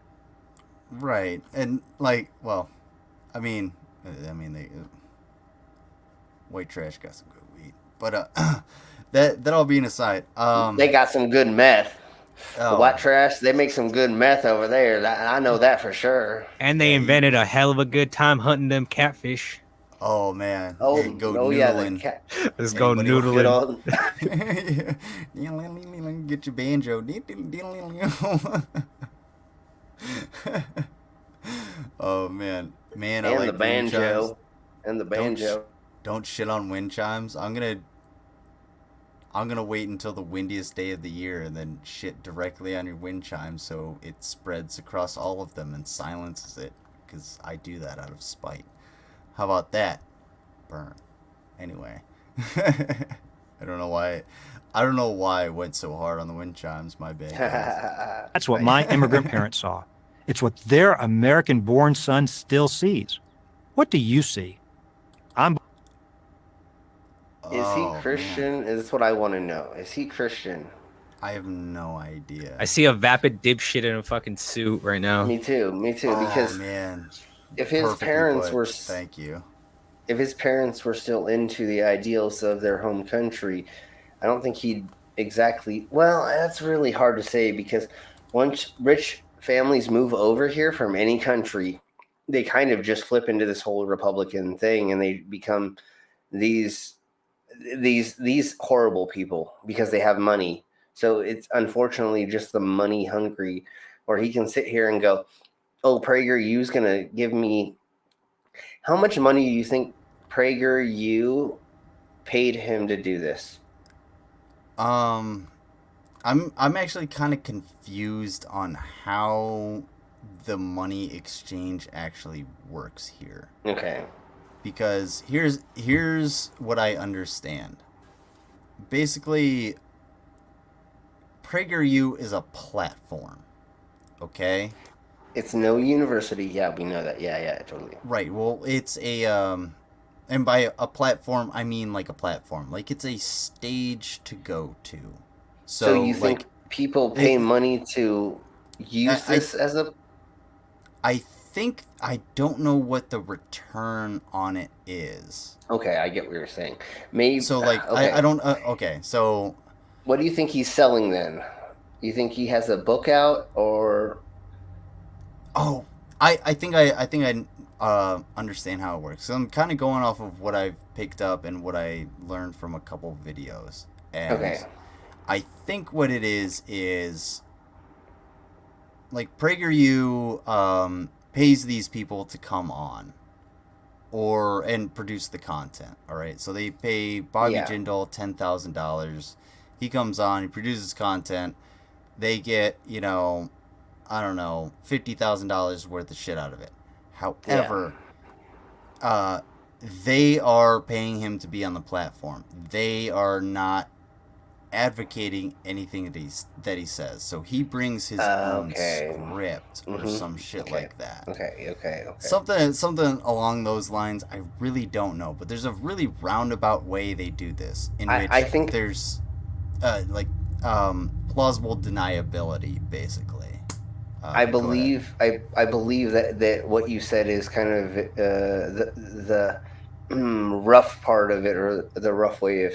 That's probably what's going on. They're going to throw him a little bit of money, but then advertisers are going to sit on this and they're going to give them advertising from this not white person saying that there actually is equality. And well, and the thing about this before we actually end this is... Well, no, I'm not going to end it. No, before it ends. Oh, I was about to say. No. Before the video ends, because we're almost at the tail end, and there's probably an ad at the end, so it's probably gonna end in 30 seconds. Well, I I don't know, like, do you have a problem with ads? No, I Playing have on premium. stream? No. Dude, I just use the Brave browser. I don't have ads ever. I don't even pay for premium. Like, fuck that. But PragerU's gonna have the ad at the end of their video. Not like there's gonna be an ad, but they're gonna probably promote some bull crap, you know. Oh, thank you for tuning in to PragerU. Here's our PayPal or something, you know. Dennis Prager, can I see your old Jewish balls? Oh, they are so dusty. Yes. So I'm Bobby Jindal. Yeah, clip that one, please. Gorilla Grill says, aha! I think. Security model is in trouble now. Oh well. I've been in trouble before. I can get myself out of it. But let's finish this up and then take a Riley break and Bobby Jindal for Prager University. Oh, there he is. This video was made possible. See, there you go. I told you. By a generous donation. I can understand like the ad. I can understand like the artistic choice behind this, but at the same time it seems really condescending. Yeah. That I can't both read and listen at the same time.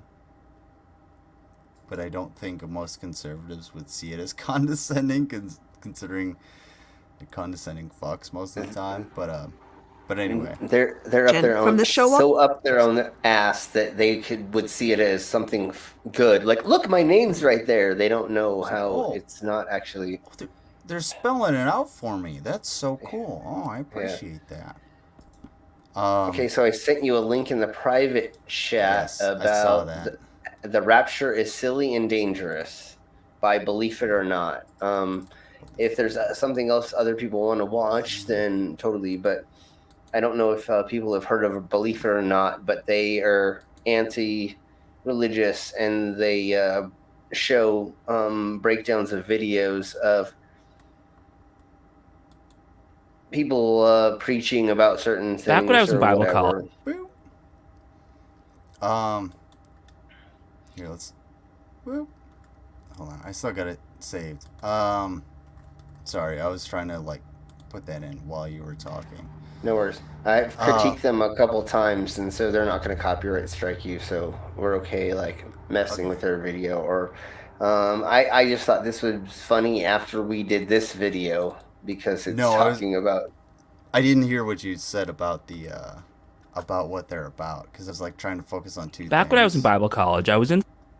So that's all I was saying. So all I heard was him going into Bible college, and then you were just like sort of speaking in the background. I sort of tuned out. That's my bad. No worries. So like, what were you saying? So this is about the rapture and how it's silly and dangerous, and Believe It or Not, I don't know if you've heard of that channel, but they just go over like quotes and things, and they make fun of a certain subject, and this one is going to be the rapture. So we're going to have fun with making fun of the rapture.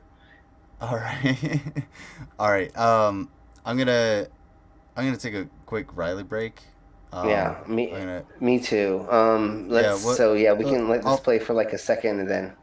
Well, we want to let it play because it's 27 minutes, so we can let it play, and then because I have my headphones on, yours are wired. I can see, but we'll let it play for a little bit, and then take a Riley break, and people can in the chat put their opinions, and we'll go over that. Yeah. All right, and I don't know where Rav went. He's probably pooping himself or something. I don't know. All right, we'll be right back. Thank you very much.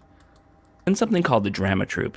We would go to different churches and youth groups and do little skits about Jesus. I usually played a nerdy guy who gets himself into hijinks, a melodramatic father who lost his son to a drunk driver, and once I played a refugee, and I can only imagine how much that was in bad taste. The Lord moves in mysterious ways, but there's always a reason for what he does. We ended the year by going on a tour of different churches all over British Columbia. On the Sunday of the tour, we were doing our plays after the Sunday morning service, and they said that if anyone was a youth ministry major, they could go in with the youth group for their church. I was, so I did. I get high on G.O.D.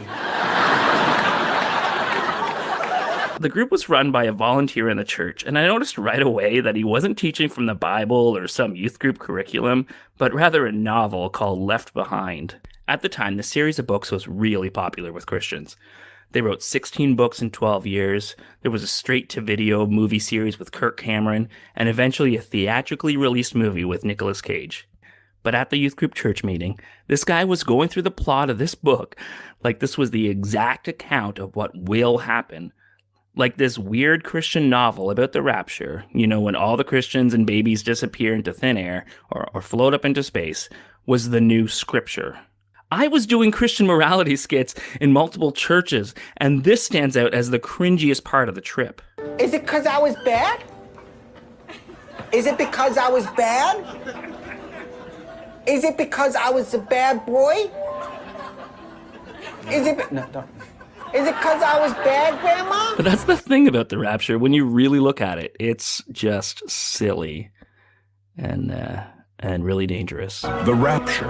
Turns out there is a God.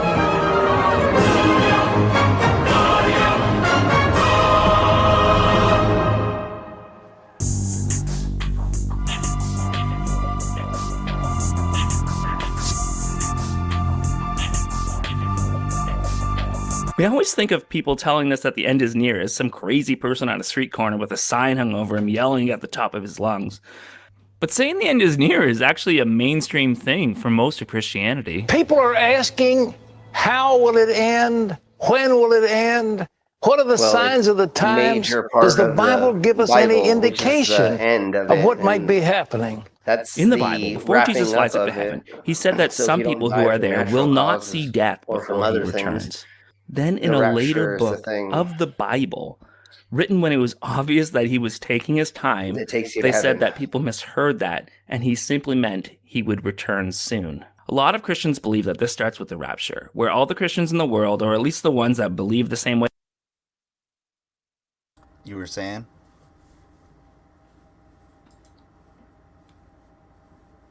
What you said? That's exactly what the whole thing. Part of the Bible is at the end is the rapture or Revelation. So, of course, it's a major part of the religion. So, if you're not going to die from whatever cause, the easiest way to get into heaven is the rapture. And so, well, the easiest way to get into heaven, well, I mean, easiest way. Just wait, basically, because Mango says puts it perfectly. The end is near, but not because of a fucking rapture. Yeah, and that's true. And like, I didn't know what you were getting at with this guy. Believe it or not, because I thought he was. Are they like pro-religious? No, they're anti. Oh, okay. Okay, because I was confused when he started talking about like Left Behind and the novels and stuff. I was like, is he talking about like reading and believing these things like spirit science? And I was like, oh, okay. So now I kind of get it. Okay. Yes, yeah, sometimes he does a little bit of satire. So he's like, oh, blah blah blah, and so this is a team of producers. I believe it's multiple people that put these together, and they just take clips and they put it in. But at the end, they'll say like, here's the proof of whatever, or this is why this isn't that way. But it's a very awesome way to produce these videos, or to present these things in these way. Okay. I was a little confused because I mean, I've never seen this before. Plus I was away from the visuals and such. But I just thought of a good idea. Left Behind, right? Except the rapture happens. Okay, you following me? Okay. And all of the people that got raptured don't get physically taken away, but they just become soulless. Like a zombie apocalypse type deal. So Jesus would come down and everybody be zombies? No, like the rapture happens and all of the non-believers are normal folks, they're just like, oh shit, we're thinking and everything, but all of the raptured people then become like soulless. So they just, so their bodies are just wandering around, or just I get what you're saying. Fucking they're wandering around looking for a soul. About that. So we got to make sure they don't try and take our souls. Ooh, that's a good one. Oh, dude. Yeah. Hey, fucking Jerry Bruckheimer, if you're still working for Fox or like breathing oxygen, let me know. Yes, we got an idea to pitch you. Yeah, that would be great. Ooh, that would be a really good movie. I can't wait for somebody to produce that off of, we just talked about. All right, let's continue. The way they do will either float up to heaven or disappear from the earth.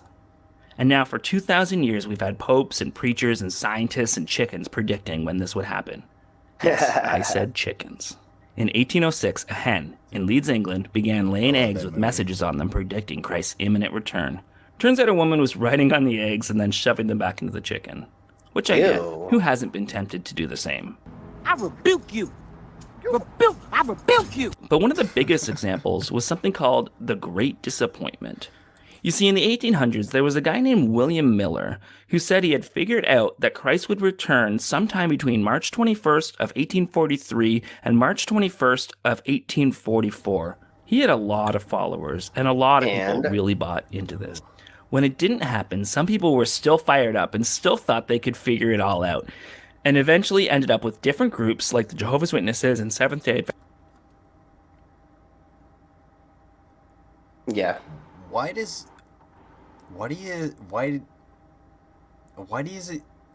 his mutton chops disappear?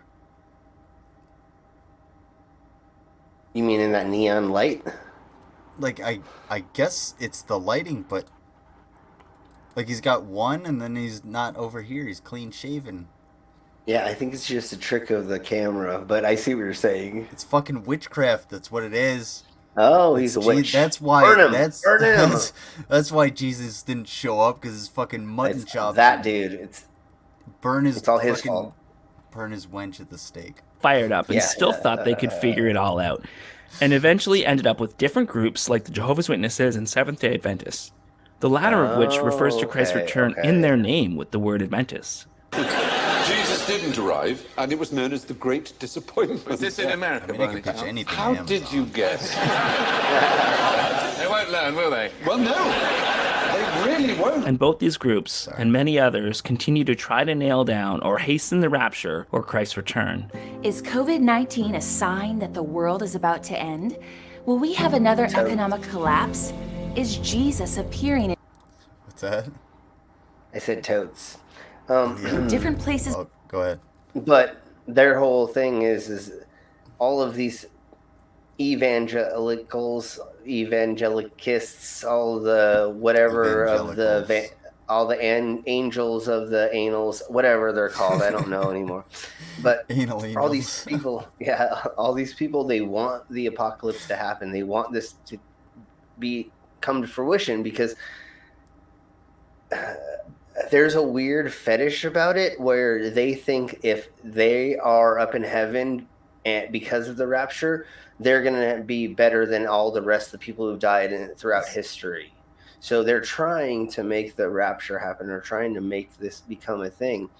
And that's why all these right-wing people in the Americas, and I don't know about other countries or anything, but they're not trying to work on policies that are going to help mankind, because if it all goes to hell, well, that's the rapture. They're all going to go to heaven once that happens. So they don't care about anything other than stopping women's rights to have control over their own bodies, that BLM is going to come to your suburban home and somehow take it over, even though you have guns, all these silly things that don't actually mean anything.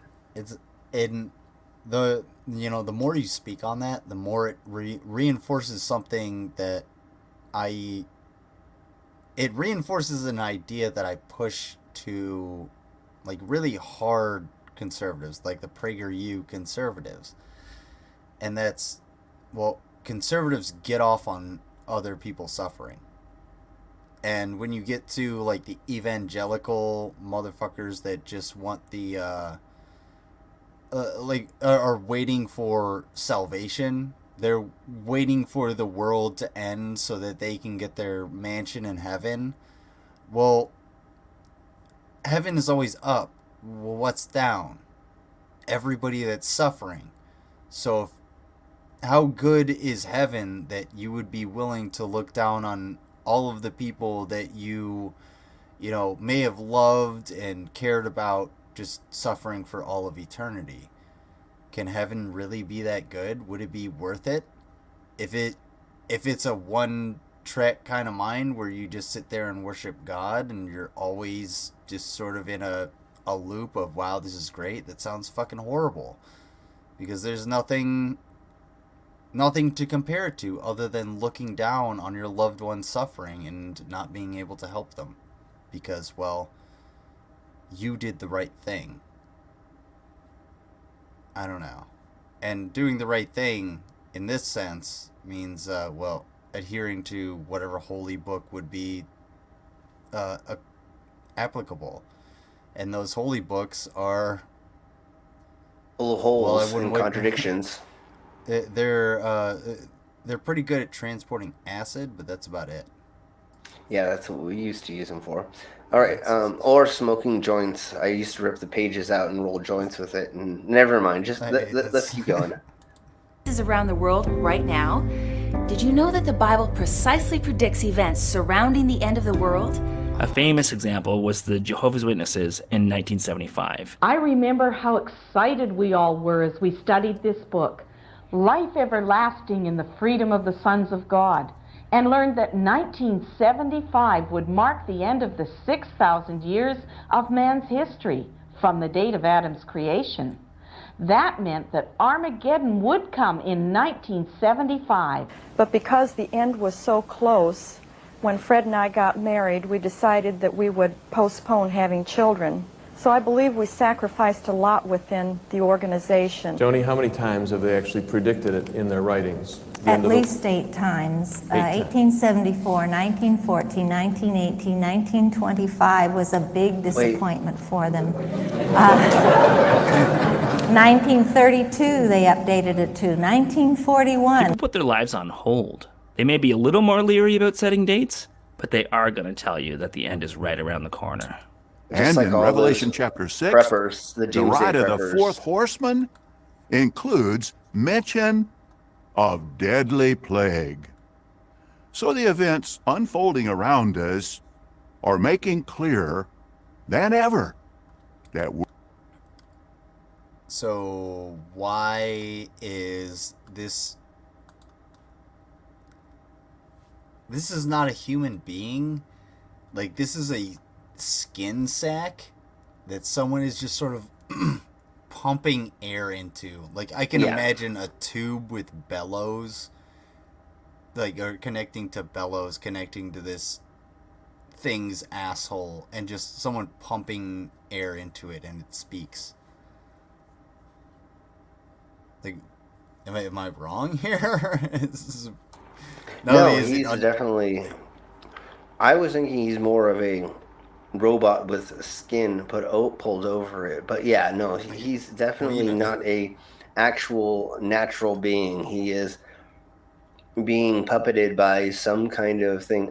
I'm guessing there's some kind of pole up his ass that is manipulating him to say and breathe and do all these things. But that's just my assumption. I wonder if there's a site we can pay to, like, manipulate it so he says different things or changes his pitch. I think that'd be pretty cool. we're living in the final part of the last days, undoubtedly the final part of the final part of the last days, shortly before that's a lot of finals. The last day of the last days. And last of the final days. Although, to be honest, I could watch this guy talk for hours. To be sure. A guy in the 80s wrote a book I guess you'd say, a pamphlet called 88 Reasons Why the Rapture Will Be in 1988, and people lapped it up. There aren't many copies of the book left in Dallas. Bookstores report they sold like hotcakes. At this store, more than 200 were gobbled up in the past month. I guess it's amazing because we don't use it. If you looked like that, would you actually believe in God? Never mind, sorry. If this guy looks like fucking America.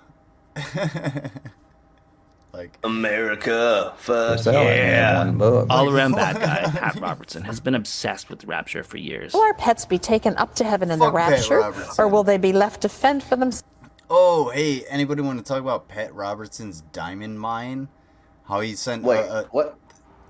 Wait, what? You didn't know about this? He has a diamond mine? Oh, motherfucker has a net worth of $1 billion. I know he has. No, I knew that he had like a net worth of a crap ton, but does he actually have a physical diamond mine? Oh yeah, of course he does. But Jesus said to give away all your. Dude, there's a whole documentary about. Okay, here's how it went down. Pat Robertson collected a shitload of money and was like, hey, we're going to do this savior thing in Africa. And they basically put up a few pup tents and then moved in a shit ton of mining equipment and took over the land. And now he owns a diamond mine. Yeah, I do remember this now. Sorry, my brain isn't working. I'm on like a couple beers, so don't worry. But yeah, no, I remember that now. Yeah. Okay. Dude is a complete. I fucking hate this dude. I have no idea how he is still alive, let alone. Is there any on TV? Is there any tele-evangelists that all of us here listening and watching now and in the future don't want to strangle?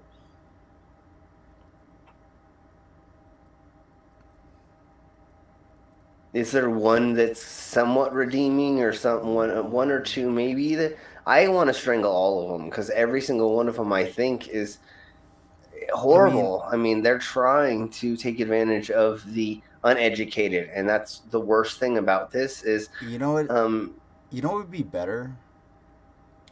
What? Just to I can make him choke on my cock. Never mind. Sorry. What were you saying? I think it'd be better to tax them and then see how they react, because then they would show their true colors. That's the major problem with those entities, because what they'll do is they will create a church nonprofit, and then they'll create a orphanage nonprofit, and then they'll create a something else nonprofit, and then all of a sudden the person, the head pastor, has a $1.2 million house that they're living in that they say, tax-free, and then they let their a maid live in, and they say, oh, they're the recovering drug addict, so it's actually a drug rehab facility, so that's why she lives in the house out back. It's like that, so they come up with all these loopholes to gerrymander the system. Would that be the right? Yeah, well, gerrymander is for districts I would stuff, say, but it's jury rig rather than gerrymandering is very specific. With jury totally rig the system rather than it's rigging. It's changing the rules to fit what you need or whatever, just like a King James did. Is that what it is? And that's why he made up the King James Bible, is because he wanted to get divorced from his significant other, so he wrote or brought in a whole new version of the Bible. That's why there's no the church, like one church. There's no the closest you could get is the Vatican, or maybe excuse me, whatever the Mecca. Those would or maybe Jerusalem. So but there's the fact that there's three kind of is just like, well, and they don't have enough to get I mean, they're not all the same enough, which makes it's like, why did one God make there 3 holy places? Why couldn't they figure out a way to like connect everything together? And that's the problem, is if you have an almighty, all-seeing being that knows the beginning and the end of time, why did it make us so horribly? Why did it make the universe so horribly? All these theologists... Why are we already... Why do we have to suffer and be punished throughout our physical life that we know exists, only to either be punished for eternity or rewarded with looking down on those we may have known and loved being punished and punished for all eternity? Because I don't know. The other thing that doesn't make any sense is infants die, or let's just say babies die in their womb, and let's just say they're at a certain point to where they have a consciousness. Let's just say that they only spent that much time here and then eternity somewhere else. Wait, does that make any sense? So why wouldn't everything? What if God was perfect, right? Or God wanted us to have this experience, right? Let's put it that way. That's why. Right? They want us to... Here's something a little more, even more topical, maybe a little more maybe relatable. I hate going back to Afghanistan. I really got to stop talking about Afghanistan. But again, I'm a salty boy. I got to talk about it because there's a lot going on. But think about this. The U.S. has had a 90% failure rate on its bombs dropped, right? From drones. So if some little kid lies to his mom about stealing a piece of candy or a cookie or something, and then you drop a bomb on him and he languishes underneath the bodies of his family for a day until he finally dies, does he deserve the lake of fire because he lied? Does that child deserve even more suffering than that? Because he lied? Like, it's finite. Yeah. The problem is finite crimes do not constitute infinite torture. Yeah, exactly. Although one thing I wish would happen is I would love to be shown all of my memories back to me before I went into the void. Memories. I would love to actually watch my whole existence go, me see beginning to end, no matter how fucked up it is. I did some messed up shit, and I did some stuff that I probably should be in prison for the rest of my life for, but I would love to actually just watch the progression, because I don't remember so much stuff because my brain blocked it out. But it would be crazy. But then I don't want to go through the whole heaven that they want. If there is a hell, I figure it is probably just a huge party. I mean, that I'd rather be in hell, surrounded by people that actually, give a shit, than in heaven than with people that want to see us tortured. Yeah. Because I don't remember. I don't remember. Yeah, I don't remember what program it is, but they're like, I'm in hell. Why? I believed in, I did all that stuff, and they're like, oh, sorry, it's Jehovah's Witnesses. Oh yeah. Oh no. It was South Park. They're all in hell. It's like, sorry, it's Jehovah's Witnesses was right, or whatever. No, it was like they get it was hell orientation, where it's like, the guy comes, he's got the clipboard, and he's like, okay, everybody gather around. You're like, what am I doing? Am I in hell? This doesn't make any sense. I was a devout Christian my entire life. Like, I prayed every night. It's like, oh, okay, yeah. I know you all have a lot of questions, but unfortunately, Mormons was the correct answer. The correct answer. Yeah, that's right. Yeah. Everybody's just like, God damn it. That's so great. Yeah, man, I miss watching South Park. Old South Park. I miss watching South Park as it was like not as readily available. You know what I'm saying? Yeah. Because, fun fact, this might blow your mind. This might blow everybody's mind. The original South Park episode where Cartman gets the probe up his ass, and aliens come down, right? I saw this on VHS, and it was one of the funniest things I ever fucking seen, because our friend Steve Dzinski had cable, and he happened to record it. This episode came out April 13th, 1997. How old was everybody in 1997? Put it in the side chat. There's some people in the chat that were fucking still in their father's sack, man. I know. That's why I want to hear it. I was legit 7 years old. Actually, no, I was only 6 years old when that shit came out, and I remember seeing that. So that was about 25 years ago that episode came out. So if you saw the episode of South Park where Cartman gets a satellite up his ass and you think it looks like new, yeah, welcome to old age. But I believe I was 17 at the time. Oh yeah, well you got 10 years on me, so yeah, it's a little different.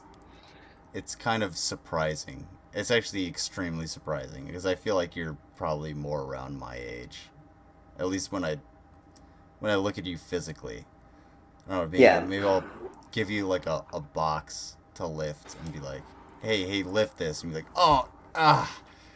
can't do that anymore. I need to lay down for a little. Sorry. Yeah, I was born in 1981, so yeah, I'm an old man. I think you're actually older than any of my brothers. But anyway, let's get on with the 700. Yeah, because this is hilarious what they say. Selves. All right. Well, we know there'll be horses. Yeah. CMC's coming to hell. Because Jesus will be riding on a white horse. That's true. No, I think that is the true. army of heaven with think of all the fun he had creating animals. I mean, even when Noah didn't say anything about dogs and cats. All the fun he had. I have no idea what's going to happen, but I doubt. What's that? She said all the fun he had. Seriously, like okay. All the fun he had creating. Like, what? Wouldn't God just be like, oh, okay, I believe that was fun. I'm omnipotent. I'm God. Wouldn't that be the easiest path? And I don't know. Yeah, you wouldn't be having fun with it if you were an all-knowing being and you were not an actual in a meat bag or something, you know? I think the biggest problem that I have with God is that he's just a little too human to me. Because, honestly, God's pretty fucking stupid. Just, like, do the thing. If you're omnipotent and omniscient, just, like, whoop, okay, we got it. We're done. So for Sodom and Gomorrah, he had to send down angels to go talk to the people to find out if there was any good person. Wait, if you can see everything and you know everything about the past and the future, how did you not know that you were going to have to get rid of the Sodomites? I mean, what are you talking about? You would have already understood and then known that was going to happen. And right. That just, never mind. Just let's keep going. I mean, if God knows I was going to be an atheist So unless God knows I'm going to repent on my deathbed or right before I die, well, I've been damned to hell since I was born. So what was the point of me being born other than to be damned to hell? And if I'm going to be damned to hell just for being born, essentially, why are you against abortion? Yeah. Very seriously, if dogs and cats... Go ahead, sorry. No, keep going. They're still going to get raptured. I just don't find that in the Bible. So Pat Robertson takes an in-depth... They absolutely do get raptured. All of the cats, all of the animals get raptured. That is 100%. All animals go to, especially baby rhinos. And rhinos, I love rhinos, sorry. Look at earth-shaking biblical prophecies being fulfilled right now. Startling events foreshadowing the end of the world as we know it. This is Jerry Straub. He's from... Gerard Straub, a former CBN executive, says that at a prayer meeting he taped in 1980, Robertson prophesied that those startling events could begin in 1982. There was a literal time that this was going to happen. In fact, at CBN, we were actively engaged in planning to televise the second coming of Jesus. Pat Robertson gives you insights to events. Robertson believes the second coming of Jesus will follow this ultimate Holocaust. For the rest of my life, I'll be as lonely as Pat Robertson and Jerry Falwell after the rapture. Damn it, Jerry, why are we the only ones still here? I don't know, we hated all the right things. Now there's nothing left to hate. I'm gonna hate that rock. No, I'm gonna hate that rock. Let's both hate that rock. I hate you. I hate you too. But one of the most famous ones, or infamous ones, was Harold Camping's May 21st, 2011 prediction. In St. Bernard, what they have is more than a sign. I really hadn't read it, but I think it says the end of the world is coming. It's a sign of the apocalypse. Right here along. Bitch, that's graffiti. Come on. Like, say that. Oh, come on. A correction. That's not. Well, yeah, that's graffiti. Motherfucker. I could easily, like, go to a print shop and print that out and be like, okay, I'm gonna put this over. It'll last at least a week until somebody says something. Until somebody that actually owns the billboard drives by and goes, who the fuck put that shit up there? I own that. I own that space for at least 47 more hours. Get the fuck out of here. You know? Okay. Vine Street, warning the end of the world is May 21st, just 4 days away. There's just no reason in the world, no possibility that it will. I'm not gonna lie, dude. If I were you, I would probably think the end of the world is pretty close. For him. Yeah, I mean, you look like a raisin, except you're that one raisin that kind of stuck to the back of the box and it's just sort of sitting there all summer. It needs to be quenched. Will not happen. We're children of God, so we long to be with Him. This world has nothing for us. I mean, it's sin infested. See, that's the problem with just it. pick up That's the the newspaper. problem with the rapture, because they say exactly that. This world has nothing for us. I just want to be with God. I want to be with the Jesus, the baby Jesus, and so, and what's going on, Ann Kennedy? How you doing? And Mango's correct. We need all the baby rhinos, but you were also 100% correct because that it's the same thing as sort of like a doomer attitude with optimism. Does that make sense? I get to be in a very comfortable place for me. As a white woman, I get to be in heaven with all the other white women, and we get to just knit all day long, and that's all I want, honey. Yeah, and so that's what they want. They want to be in this comfortable place up with their little Jesus, their God, and not have to worry about like taking care of their kids, because that's another thing. When you're in heaven, all you got to do is be yourself, honey. So they don't got to take care of their kids. They don't got to get molested by their husband when you don't want to have sex. You don't got to get felt up and feeling. Never mind. I wasn't gonna go there because I was just sort of like really thinking. But I was gonna say, I just had a thought. So, all of the people during like the flood, right? They weren't necessarily raptured. They were killed. What happened to their souls? Were they damned? Were they damned souls? Okay, so they were all damned. If you're gonna be raptured, and one of the things that we see constantly from these folks is, well, you can see all of the natural disasters happening around us. It's just part of the rapture. Well, is part of the rapture watching your children just like suffer and die, or watching yourself, like you yourself, get hit in the head with a fucking board? Yeah. During a hurricane, and then you just like languished there, folded over under concrete for 3 to 5 days until the heat gets you. Like, I mean, this is just reality. It sounds disgusting, but this is the reality of fucking death. And people like this don't understand that. They think of a bed of roses when they die.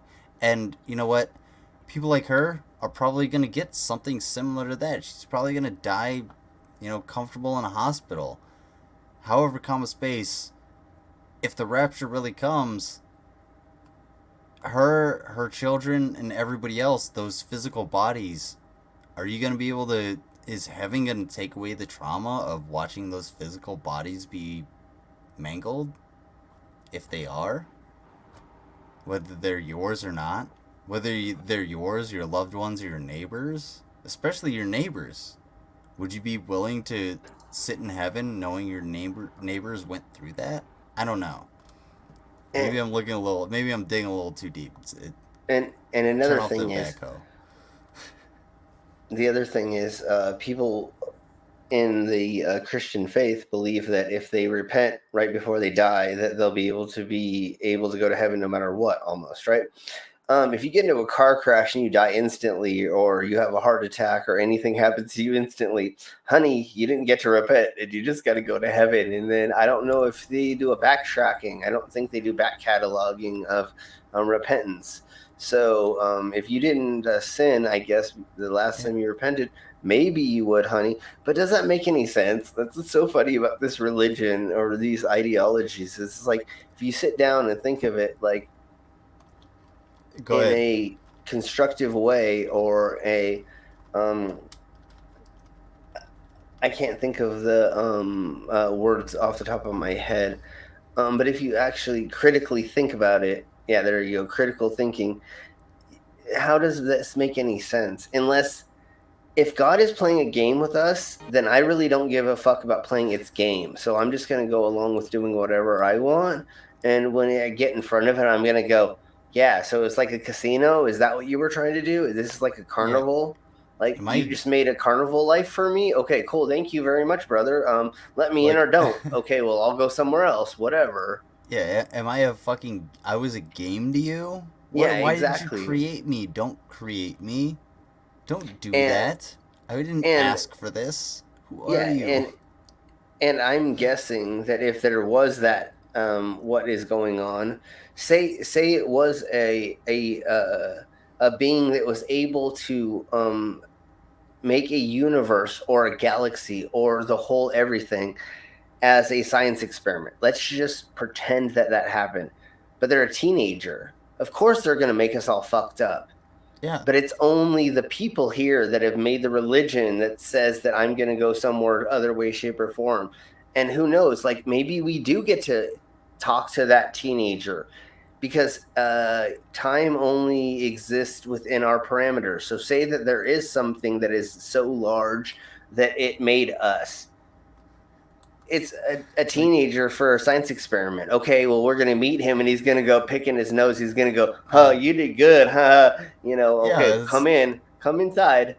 I mean, if I come in contact with this being, it's probably not going to tell me I didn't do this right. And if it does, you didn't give me enough proof. If you were to come into contact with that being, that means that they open the jar, which would affect our literally like affect our reality. Yeah. So Yeah, I would totally. accept that because it would be an effect on our reality. Like, CFZ says a good thing. If life is a game, I think I'm stuck on the tutorial. Yeah, me too, man. I'm trying. I hate that tutorial. God damn it, dude. Like I keep trying to like slash that bush, and it just sort of like, I just don't. Maybe I'm not close enough to it, and I'm pressing B instead of A. I don't know. One of the things I really hope is that there isn't a higher up being that I have to go talk to after, because I have to bring so much evidence and talk to them for so long to convince them whatever, because you didn't give me enough evidence. There's so many things that happen in a certain order that I'll be like, play the tape. You know why I'm crazy? You know why my face is tattooed? Look at the evidence, and you let that happen. You're the cause of that. So if you want to punish me because I look like this and I did what I did, well, you have to admit that you placed an addictive personality inside of me. You made it genetically possible for me to have an addictive personality, and I did a lot of fucked up shit because I have an addictive personality. That's not my fault. If you had the intelligence to not make me this way, why did you make me the junkie that I was? Luckily, I've been clean for 20 years or something. I don't know. I mean, I'm an alcoholic. I'll admit that. But I don't do anything harder than that anymore besides, yeah, exactly. But if there is a higher power, why did they make me into this thing that turned myself into this? Right. If you didn't want me to turn myself into this, then why did I do this? And if you're Satan or your evil entity inside of that structure is so powerful to get me to turn myself into this, why did you let that happen? It's all their fault. Like, I mean, that's all. It's like what was I gonna say? So the only conversation you should have at the pearly gates is walk up to St. Peter and be like, hey, so you know everything about me. Yeah. Right? And I know everything about you because, well, I know everything about God because God created everything. So why? Exactly. That's what I'm saying. Yeah, maybe they'll maybe that'll turn the universe inside out, but we'll see. I'm not willing to die. I'm sure there's way more people that have would have asked that question already to whoever was their shape or form at that point, because there's enough theologists who would question that. Well, why did you make us this way? Or why is this a conundrum? Why are there so many contradictions? Blah, blah, blah. So, do we want to get into something funnier? Show that, and then let's show... Now, the Catholics believe that as long as you accept Jesus before you die, anyone can get into heaven. Really? Sorry. Go ahead. What did you say? Private chat. No, play it. Okay, I post something in private chat. What's going on, Michelle Smith? How you doing? Now, the Catholics believe that as long as you accept Jesus before you die, anyone can get into heaven. Really? Anyone? I accept Jesus as my Lord and Savior.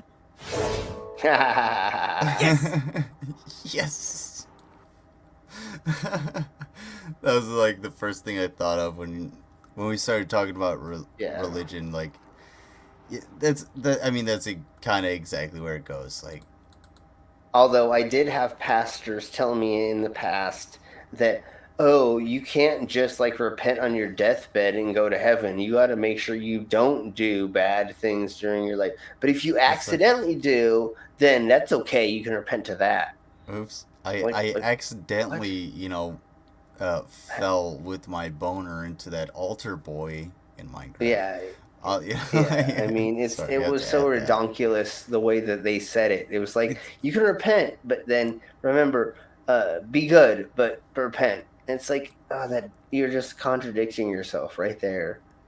Like, I don't know. I just don't like repentance. Repentance is just like, it's like, it's kind of what what I fear people will take my YouTube channel as, because I am not the same person that I was 5, let alone 10 years ago. Totally, yeah. I'm a different person. This isn't repentance. Like, this is legit just sort of cathartic. And I'm a different person because I'm a different person. And I can only do things in the future. So I understand that. And the repentance thing is just sort of like, it's basically a way to absolve yourself of responsibility for your actions. And if you can't take responsibility for your actions, then what the fuck good are you? Just be like, all right, I fucked up. Here's how I fucked up. Here's what got fucked up. And here's how we can change it in the future. Because if you can't change things in the future for the better, then where are we at? Afghanistan, maybe? I don't know. So it spread a little. I'm gonna go grab my fucking Morton salt. I gotta fucking stop being so salty about that shit. I do have more for videos, but go ahead. What you were gonna say? The only repentance in my life is when my bratty sub asks my forgiveness after being bratty. That's the only repentance that I have in my life. Oh well, at least you're good to them. You know. Yes. I will forgive. You please them. That's that's what you need. You're a different person now because of growth, and you're a good people. Oh, thank you. I try to be good people, and I also try to sell shirts, because I'm a capitalist. Yes. I like money. So thank you, Mango, for posting that. You rock. Yeah. Also, all of the money goes towards getting a Streamlabs subscription for now, because, well, that's what I need the money for. So. I was gonna be mean, but I won't be mean until on my stream. Dude, do it. Be mean as fuck. He needs a penis enlargement. That's what the money's gonna go towards. See, here's the thing. Like, I'll be honest with you. I have an annoying amount of patience. So, like, because I was military police. So, like... Yeah, you have to, for sure, yeah. Just say whatever you want. And when I say that to people, no, go ahead. Say whatever you want. Because whenever you say something to me and you, like, try and, like, quip on me, it just gives me a little bit of ammo so I can be like, oh, okay, we're gonna fuck on my small dick. Well, let's talk about you fucking... Let's talk about how you can, let's talk about how your balls are the same size as your nipples. Damn it. Some shit like that. Yeah, totally. But yeah, that's what my streams are about, is making fun of me. So rip on me as much as you want. Yeah. But yeah, that was right there. That was just, I had to, like, it was low hanging fruit. I tried to come back. I hit close. But we got it. Yeah. But no. I have no problem with anybody fucking on me because, well, especially in the moment when you're not, like, being apologetic about it, I'm good at a good sharp wit. A jab, okay. Until I can just be like, oh man, and then just fucked on for hours. But you know how this streaming world works. It's a lot of fun, funny, having fun. We're here to entertain, so there's a lot of just entertainment in it, Speaking of fun and entertainment, if you guys would like some fun and entertainment, spread the word around, because myself, Rav, I don't know if Slim, you're going to be there, and Convince Me Conspiracies, CMC Conspiracies, whoever you may be tonight. On Friday, we'll all be doing a drinking game or a drinking contest. So stay tuned for that and tune in for it, because there's going to be a lot of fun. And I can't wait to have everybody on. I don't have an event, but I have 2 events the next night.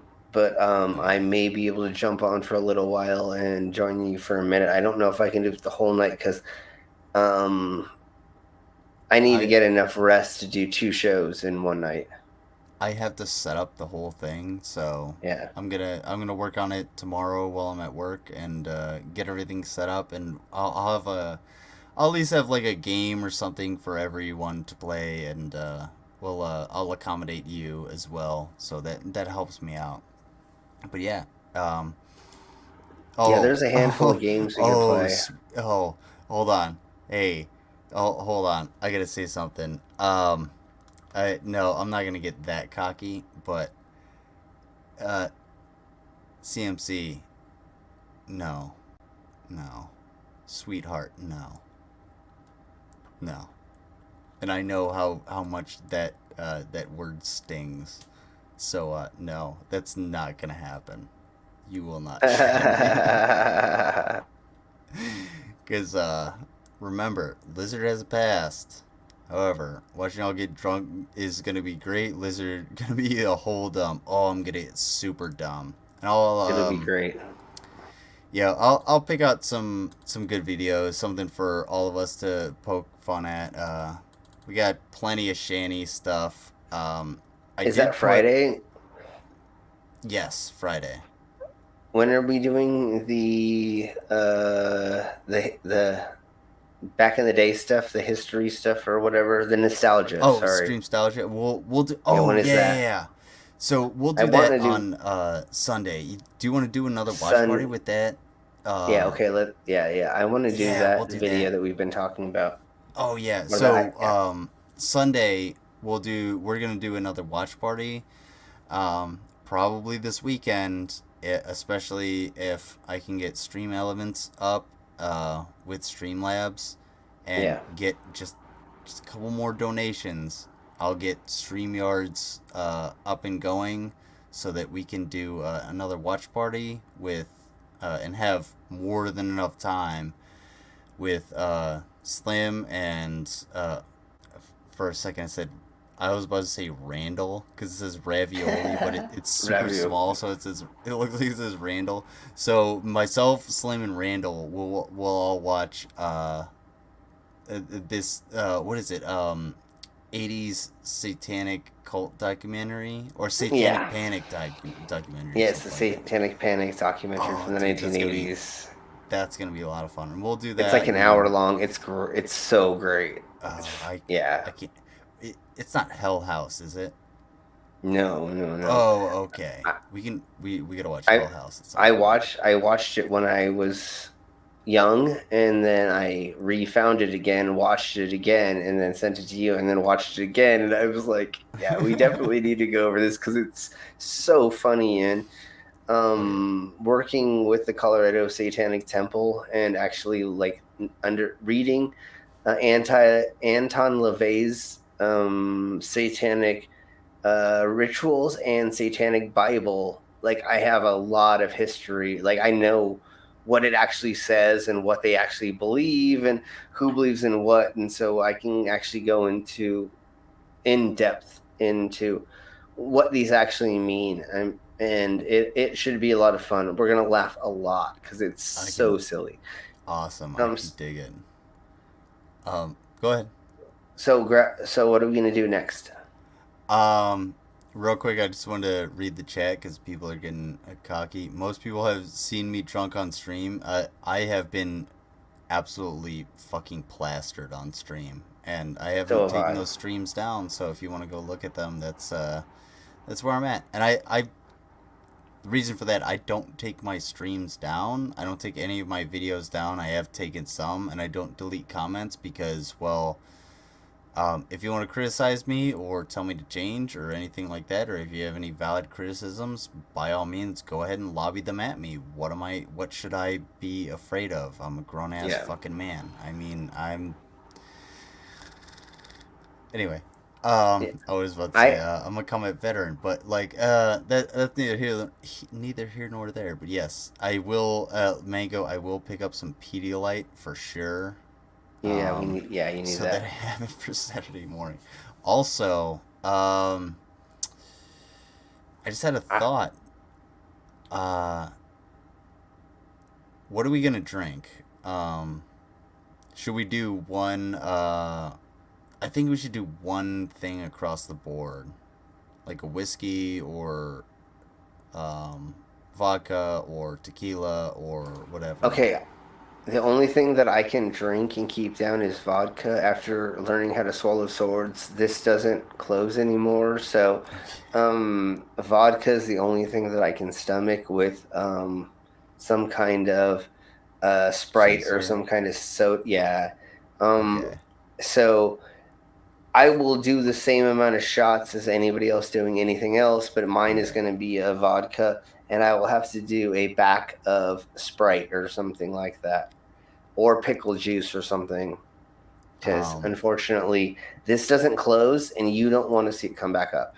It's really cool because it looks like a fountain, but you don't want to see it. Excuse me, I have like 53,000 views on a 25-minute video of me throwing of you puking. Yeah, no, totally. So you know what, Goat? I'll give you. I'll slide you a 5. You know, help you out. Go get yourself some fucking military special from off the fucking base, and let's see you spew. No, I'm kidding. I'll drink color liquids, and we'll make it come out different colors. Oh, can you layer it? Can you do it like... I wish I could, but I know there's a way to do it. There are old regurgitators is what they were called, and what they did is they had different color oils, and the oils would sit in their stomach, and they can make one come out one color and the next, and that's how they did that. I don't know how to do it because I wasn't trained. I have read how to do it. We watched something similar on one of your streams where the dude would regurgitate, but he was spitting out kerosene and then water. And I think I tried to explain what I saw was going on, but it was the same thing. It was just like he kind of layered what he was putting in his stomach and then regurgitated. It's like, I'm gonna fucking spew it out. But then all of that shit aside, video. Yeah, we'll talk about that.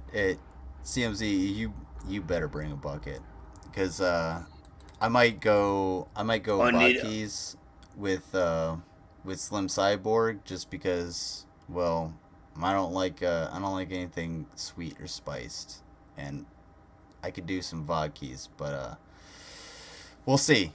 Anyway, bring me a bucket. Does anybody know that quote? Monty Python? Yep. Yes. What is it? Bring me a bucket. The big fat dude that's in the restaurant that's like eating everything. What movie is that? Is it Life of Brian? I don't think it's Life of Brian. Is it? No. The explanation of the world part 1, or the no. History of the World part 1 is part 1. Okay. That's Mel Brooks. Oh yeah. Come on, side chat. Tell us. Come on, guys. Put in the video and let's get this going. Oh my god, I hate this lady. How do you win Friday? We'll get all that figured out within the week, and then on Friday we'll let everybody know. Yeah, what I'm gonna do is tomorrow, over the next couple days, I'm gonna develop like what exactly we're gonna do, and I'll put it all into a group chat and give you guys the base idea, and we can refine it from there. But I'll start tomorrow so that we have something set for Friday, and when Friday comes, I can actually put an everyone message, and everyone will know exactly what's going to go on. So we'll have enough time, hopefully, to get everything settled. But don't worry, I will put everything out. So, we have old girl. Oh no. Oh no. Oh no. What, did she delete it? No. well, she did delete her avant-garde video, which I'm pretty sure has to do with the fact that she was gone for a week. So I mean, it was all conspiracy theories, so no wonder. So I was gonna watch this one, To Whom It May Concern. Okay. But I don't know if I want to watch the Afghanistan video, because I don't know how pissed off I want to get before bed. Yeah, I don't you. Like, this is a 4-minute video, and I could probably spend a fucking hour on it. Yeah. But let's check out To Whom It May Concern. And then we'll try the other one another time. To Whom It May Concern. Yeah, well, we'll do that one sometime. And you watch New York Naughty a little bit on my channel. Yeah. We all know what she's going for. Come on. First of all, your lighting sucks. You're overexposed. Come on. You got 75,000 subscribers because you spout off a bunch of bullshit. At least make your lighting look okay. Also, your arms are flabby. Sorry. Maybe I'm just an asshole. Concern. You have taken liberties that are not yours to take. Never mind. You are perilously close to destroying that which you did not build. And why is she taking the video in this aspect? She needs to do a sideways. Like, never mind. It's like a waste of space. Look how much black there is. Most of these come off of TikTok, so. Okay, that makes sense because TikTok wants to. Yeah. So the vast majority of her videos are actually in this aspect ratio, just because they come from TikTok. So. Yeah, that makes sense. Yeah, it's really fucking annoying. A nation built on a perfect ideal by imperfect men, flawed men, but still men much more noble than you. You have not been a good steward. You have not acted in good faith. You will leave a legacy of dishonor, and your name will be remembered as such. It will be uttered in shame. You have failed at your duties. You leave a trail of deceit and destruction in your wake. You have given quarters to the vipers around you. You conspire with those who seek to dismantle this great nation. Were you corrupted? When did that happen? Were you promised or threatened? Was there a time when you decided to betray your oath? Or were you always this way? You've worked diligently to break this nation. You calculated and implemented a plan crafted decades ago, patiently, drop by drop, imperceptible to all but the vigilant. So all of those people that did not just jump off of a bridge from boredom, have you been following this? No, I don't know who she's talking to. She's just like generically saying people didn't do something. She's talking at us. You've been through broadcast and production. Yeah. You don't talk at people. You talk to them. Yeah. So when you're addressing someone like this doesn't belong here. Like, I'm bored. I'm uninterested. I don't know what she's been actually saying. She has literally just been saying words, and I don't understand. She's just a really bad actress, and she doesn't understand it, but she found a small niche, and I don't think she understands how to truly capitalize on it because she's a bad actress. Is that a fair assessment? Yeah. She made a word salad script, and she thinks if she says it a certain way that it's actually captivating. But what most likely is happening with most of social media is it's a bunch of people laughing at her, and that's why she's got subscriptions and watches. You know, they're looking at this and laughing at it or critiquing it like we are. So, but this is horrible, and I don't know what she just said. Like, she honestly just... I think everybody who's watching this should have gotten offended, because she's just trying to say that, is she the victim and then we're the predators? That's the only thing I could like pretend to think I thought what I was hearing. Like, she's calling me out for no reason. I don't know why she's calling me out, but she's trying to call me out.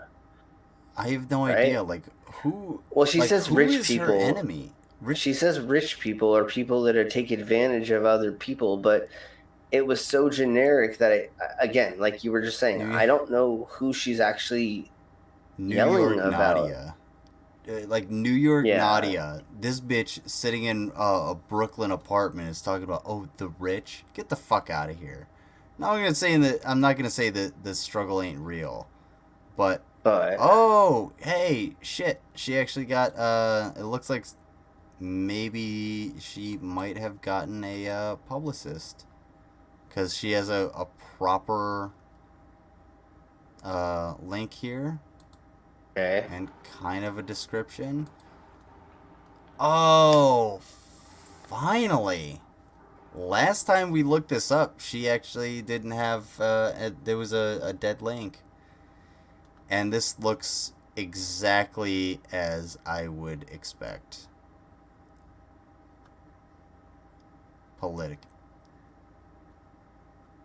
One's in the chat if you would buy that book.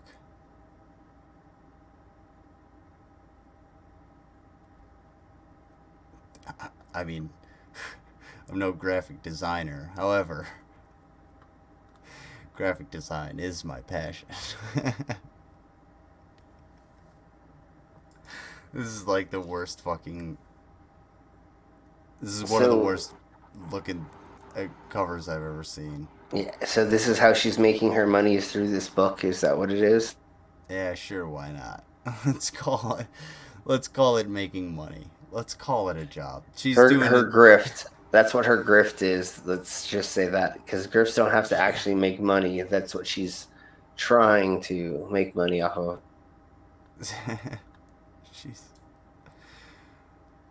Oh, she wrote it in 2015. Oh my god,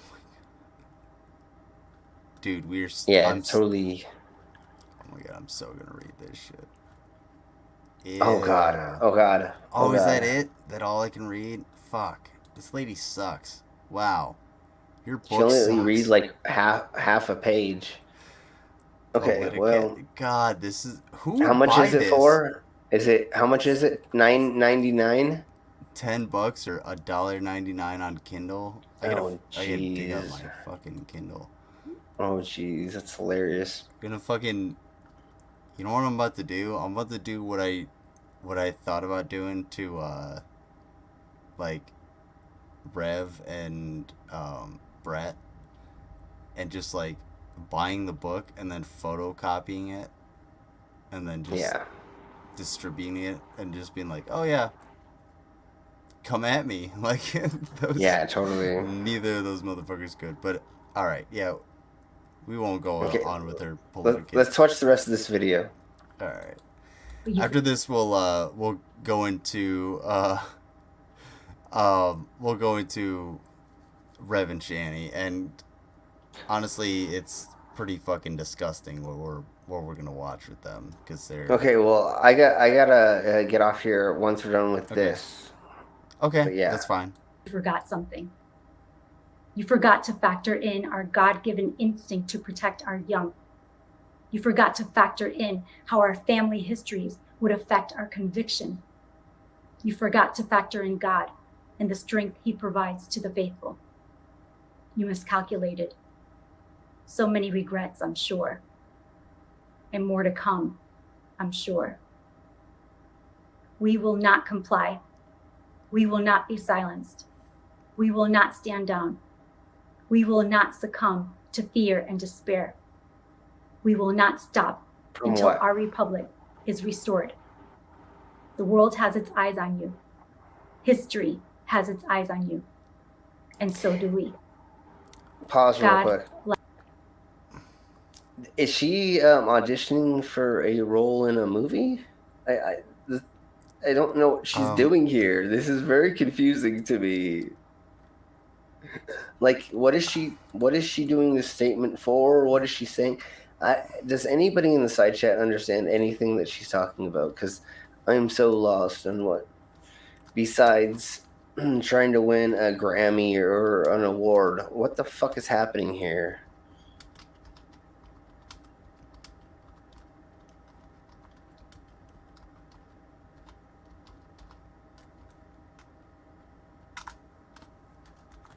There you go. Aren't actors normally able to display emotion? Yeah. She's fucking robotic as shit. And I know for a fact she's an actress. That's how she started out her YouTube channel. She still has all of it's like acting classes, and they went fucking nowhere. They have like 300, 400 views, right? And then she started doing this shit, and now she's got 73,000 views and, 75,000 subscribers. She's an actress. That's it. Yeah. So, if you're gonna be an actress, shouldn't you be able to fucking like do something? Emote or Okay, emote. Yeah. How long is the Shaney and Rev video? That's hard to say because there's like actually tons of them. Thanks to and I hope I gotta hit up FML and Underhaven to try and get on the XX appreciation stream, because XX, this is the person that gives us all of the Shaney stuff. Yeah. And she just had a baby and has been still doing this. It is fucking amazing. And she's an amazing archivalist. It is... Fuck me. But we need to thank her for everything that she's done. Thank you. Just go ahead and pick out a video, and we'll watch one, and then we'll call it a night. How about that? Well, what's the last? I can't read them from here, but what's the last one? The latest one. Mm-hmm. It's just they basically all just say upload. If you can read the time. How about just whatever is the shortest one? All right. Well, so we can just go over this like right quick.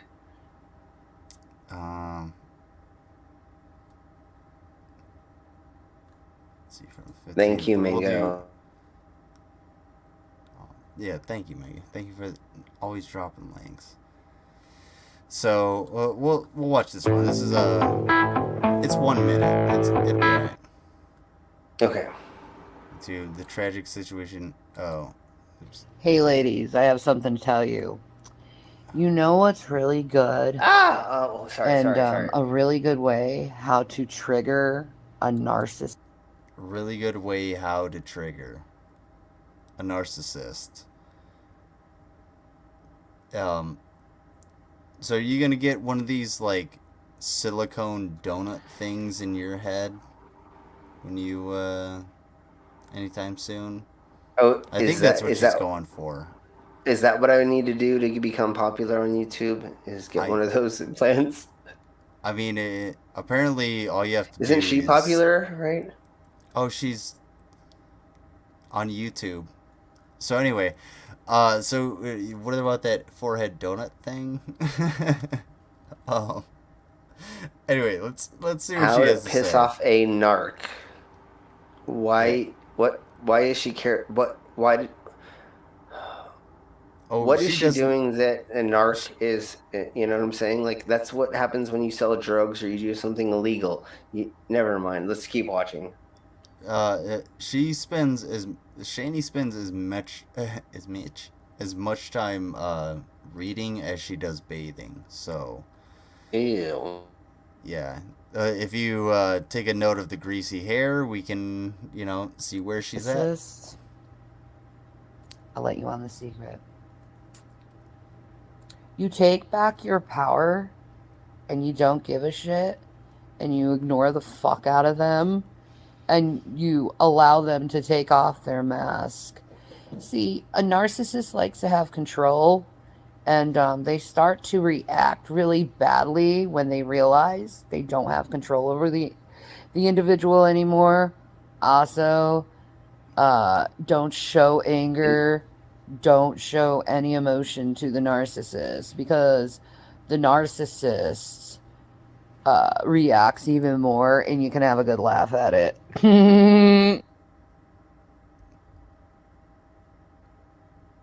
Well, that's Shani. I appreciate you coming by. Okay, narcissist. Whatever. Yeah, no kidding.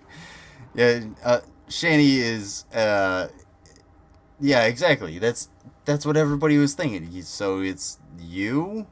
You're describing yourself, Shani? Because that's who she is. She is a disgusting, fucking nasty slob. Which is so weird.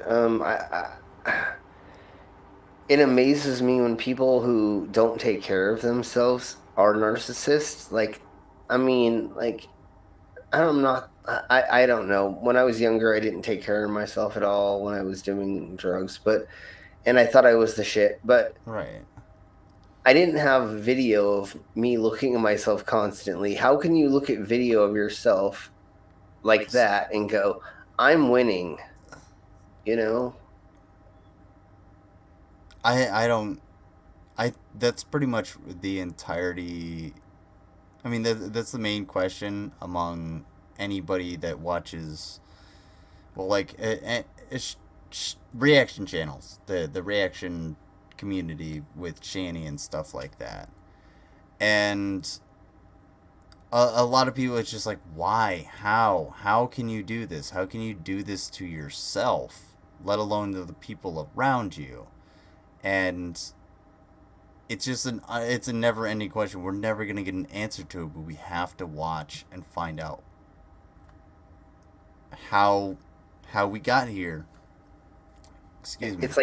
It's like G-Man in the bushes when he was like saying how horrible we all are, while he's like hiding in bushes with his pee-pee burning probably the whole time, you know. There's so much more G-Man to show you. That's just like this rabbit hole. I don't know how deep either I've brought you in or you've been in yourself in the Shani G-Man Rev rabbit hole, but for fuck's sake, dude, it gets deep. And it's not necessarily that deep, but for fuck's sake, are there some crevices and you got little I'm waiting skeletons everywhere. I'm waiting for you to take me through it. I'm not going to go delving there because I've already delved so far into other rabbit holes that, like, I don't really want to get into this one because I have other ones that have my attention right now, like the incel thing, soft sits, and I can't remember the other one that's got me really, white nationalism and the January 6th thing. I mean, like, I keep looking into all of that stuff, and those are the ones that keep my attention right now. For my fun, I do the flat earth and some of the other side things that I bring here, but yeah, I'm just gonna let you take me on the tour of this insanity ride. Man. I'd be more than happy to be the conductor of that train, but okay. There's something. Sorry, I know it's been like it's on the tip of my tongue, and it's something I really want to talk about Shani as an individual. And there's something that I noticed. I was actually sort of thinking about it earlier today. And it's a problem with physics. So I really want long story short, I want more people on here, or I want to be able to present it on a larger platform in order for people to actually like understand what I'm talking about. And I don't want anybody to like steal my idea either. So, 'cause I'm protective of my IP sometimes. Yeah. But yeah. We'll get more guests on here, and that'll be a lot of fun as well. So hopefully we can get more people in chat as well, and hopefully Friday we can all we can come up with a good game and something to all drink to and get fucked up, and you know, maybe Shanny will be there. Who knows? Maybe we can G-Man. Dude, I'm more than happy to have G-Man on. I'm thinking about trying to use my promotion skills to try to get a hold of some of these people to see if we can get them on your channel. So let me see if I can do a write-up and get it to them in the proper way that I normally do and pretend it's really professional, or it is technically professional, but you know, professional. So they may want to try to agree, and then we'll go from there. But I believe we don't want to do a debate. We're going to do something like a pigeonholed subject. We want one subject to talk about so that he can't go blah blah blah blah blah blah blah and try to. The problem with G-Man is like you could start on the difference between an apple and an orange. Yeah, and he's going to talk about how big his balls are because he has syphilis, you know, and you're like, wait, how did we get there? Eventually you'll end up on abiogenesis, but CMC, she wants to debate or discuss with G-Man some things. So if we can set up conspiracies, talking with G-Man about I think last night I said transgenderism or his issue with it or something like that, I would be more than happy to host that. Yeah. But it's up to people to get G-Man in contact with me, because I gotta contact him privately and actually get G-Man. I gotta get you to understand, if you see this video, you gotta play by the rules. Yeah, totally. You got to play by the certain rules. This is one of the most lax fucking channels out there. But there's certain rules, and there's certain words I won't let you lobbying at my friends, like conspiracies. And she knows what those words are right now. Yeah. So that all being said, we'll try to get that figured out in the future. So thank you very much, Lizard, for having me on. Let us know when we can do this in the future. Friday, I believe we'll try to do this. So goodbye, everybody. And everybody here is probably already subbed to me, so I don't even need to say that bullshit. So thank you all very much. And if you're not, go ahead and sub to him. It's Slim the Living Cyborg. He should be down in the description below. Mango will post his link in the chat if it's not already there at some point. Rav, I don't know where Rav went. He deuced out. He's sexting with somebody, I'm sure. Yeah, he's probably fucking I don't know, putting it through the glory hole. At least he's receiving. But anyway, that all being said, I appreciate thank you Slim and Rav for coming by. I will play us out for a little bit. Subscribe to their channels. I will see you all at the very latest on Friday. I might be doing a little bit of something during the week. It depends all on, well, how much I can get done as far as stream elements and everything like that, and all my personal goals. So thank you all for stopping by. I appreciate you, Slim. I'm gonna take it. Pew. Slim's gone. Yeah, man, fuck Slim. Slim is such a piece of fucking shit. I swear to God, if I ever have him on my stream, I'm gonna give him a blowjob because he's so cool. But no, take care. Take care, Slim. Take care, Rav. Take care of myself. How do you do that? Oh, you do it like that. And then I will see you all on the next one. Peace out.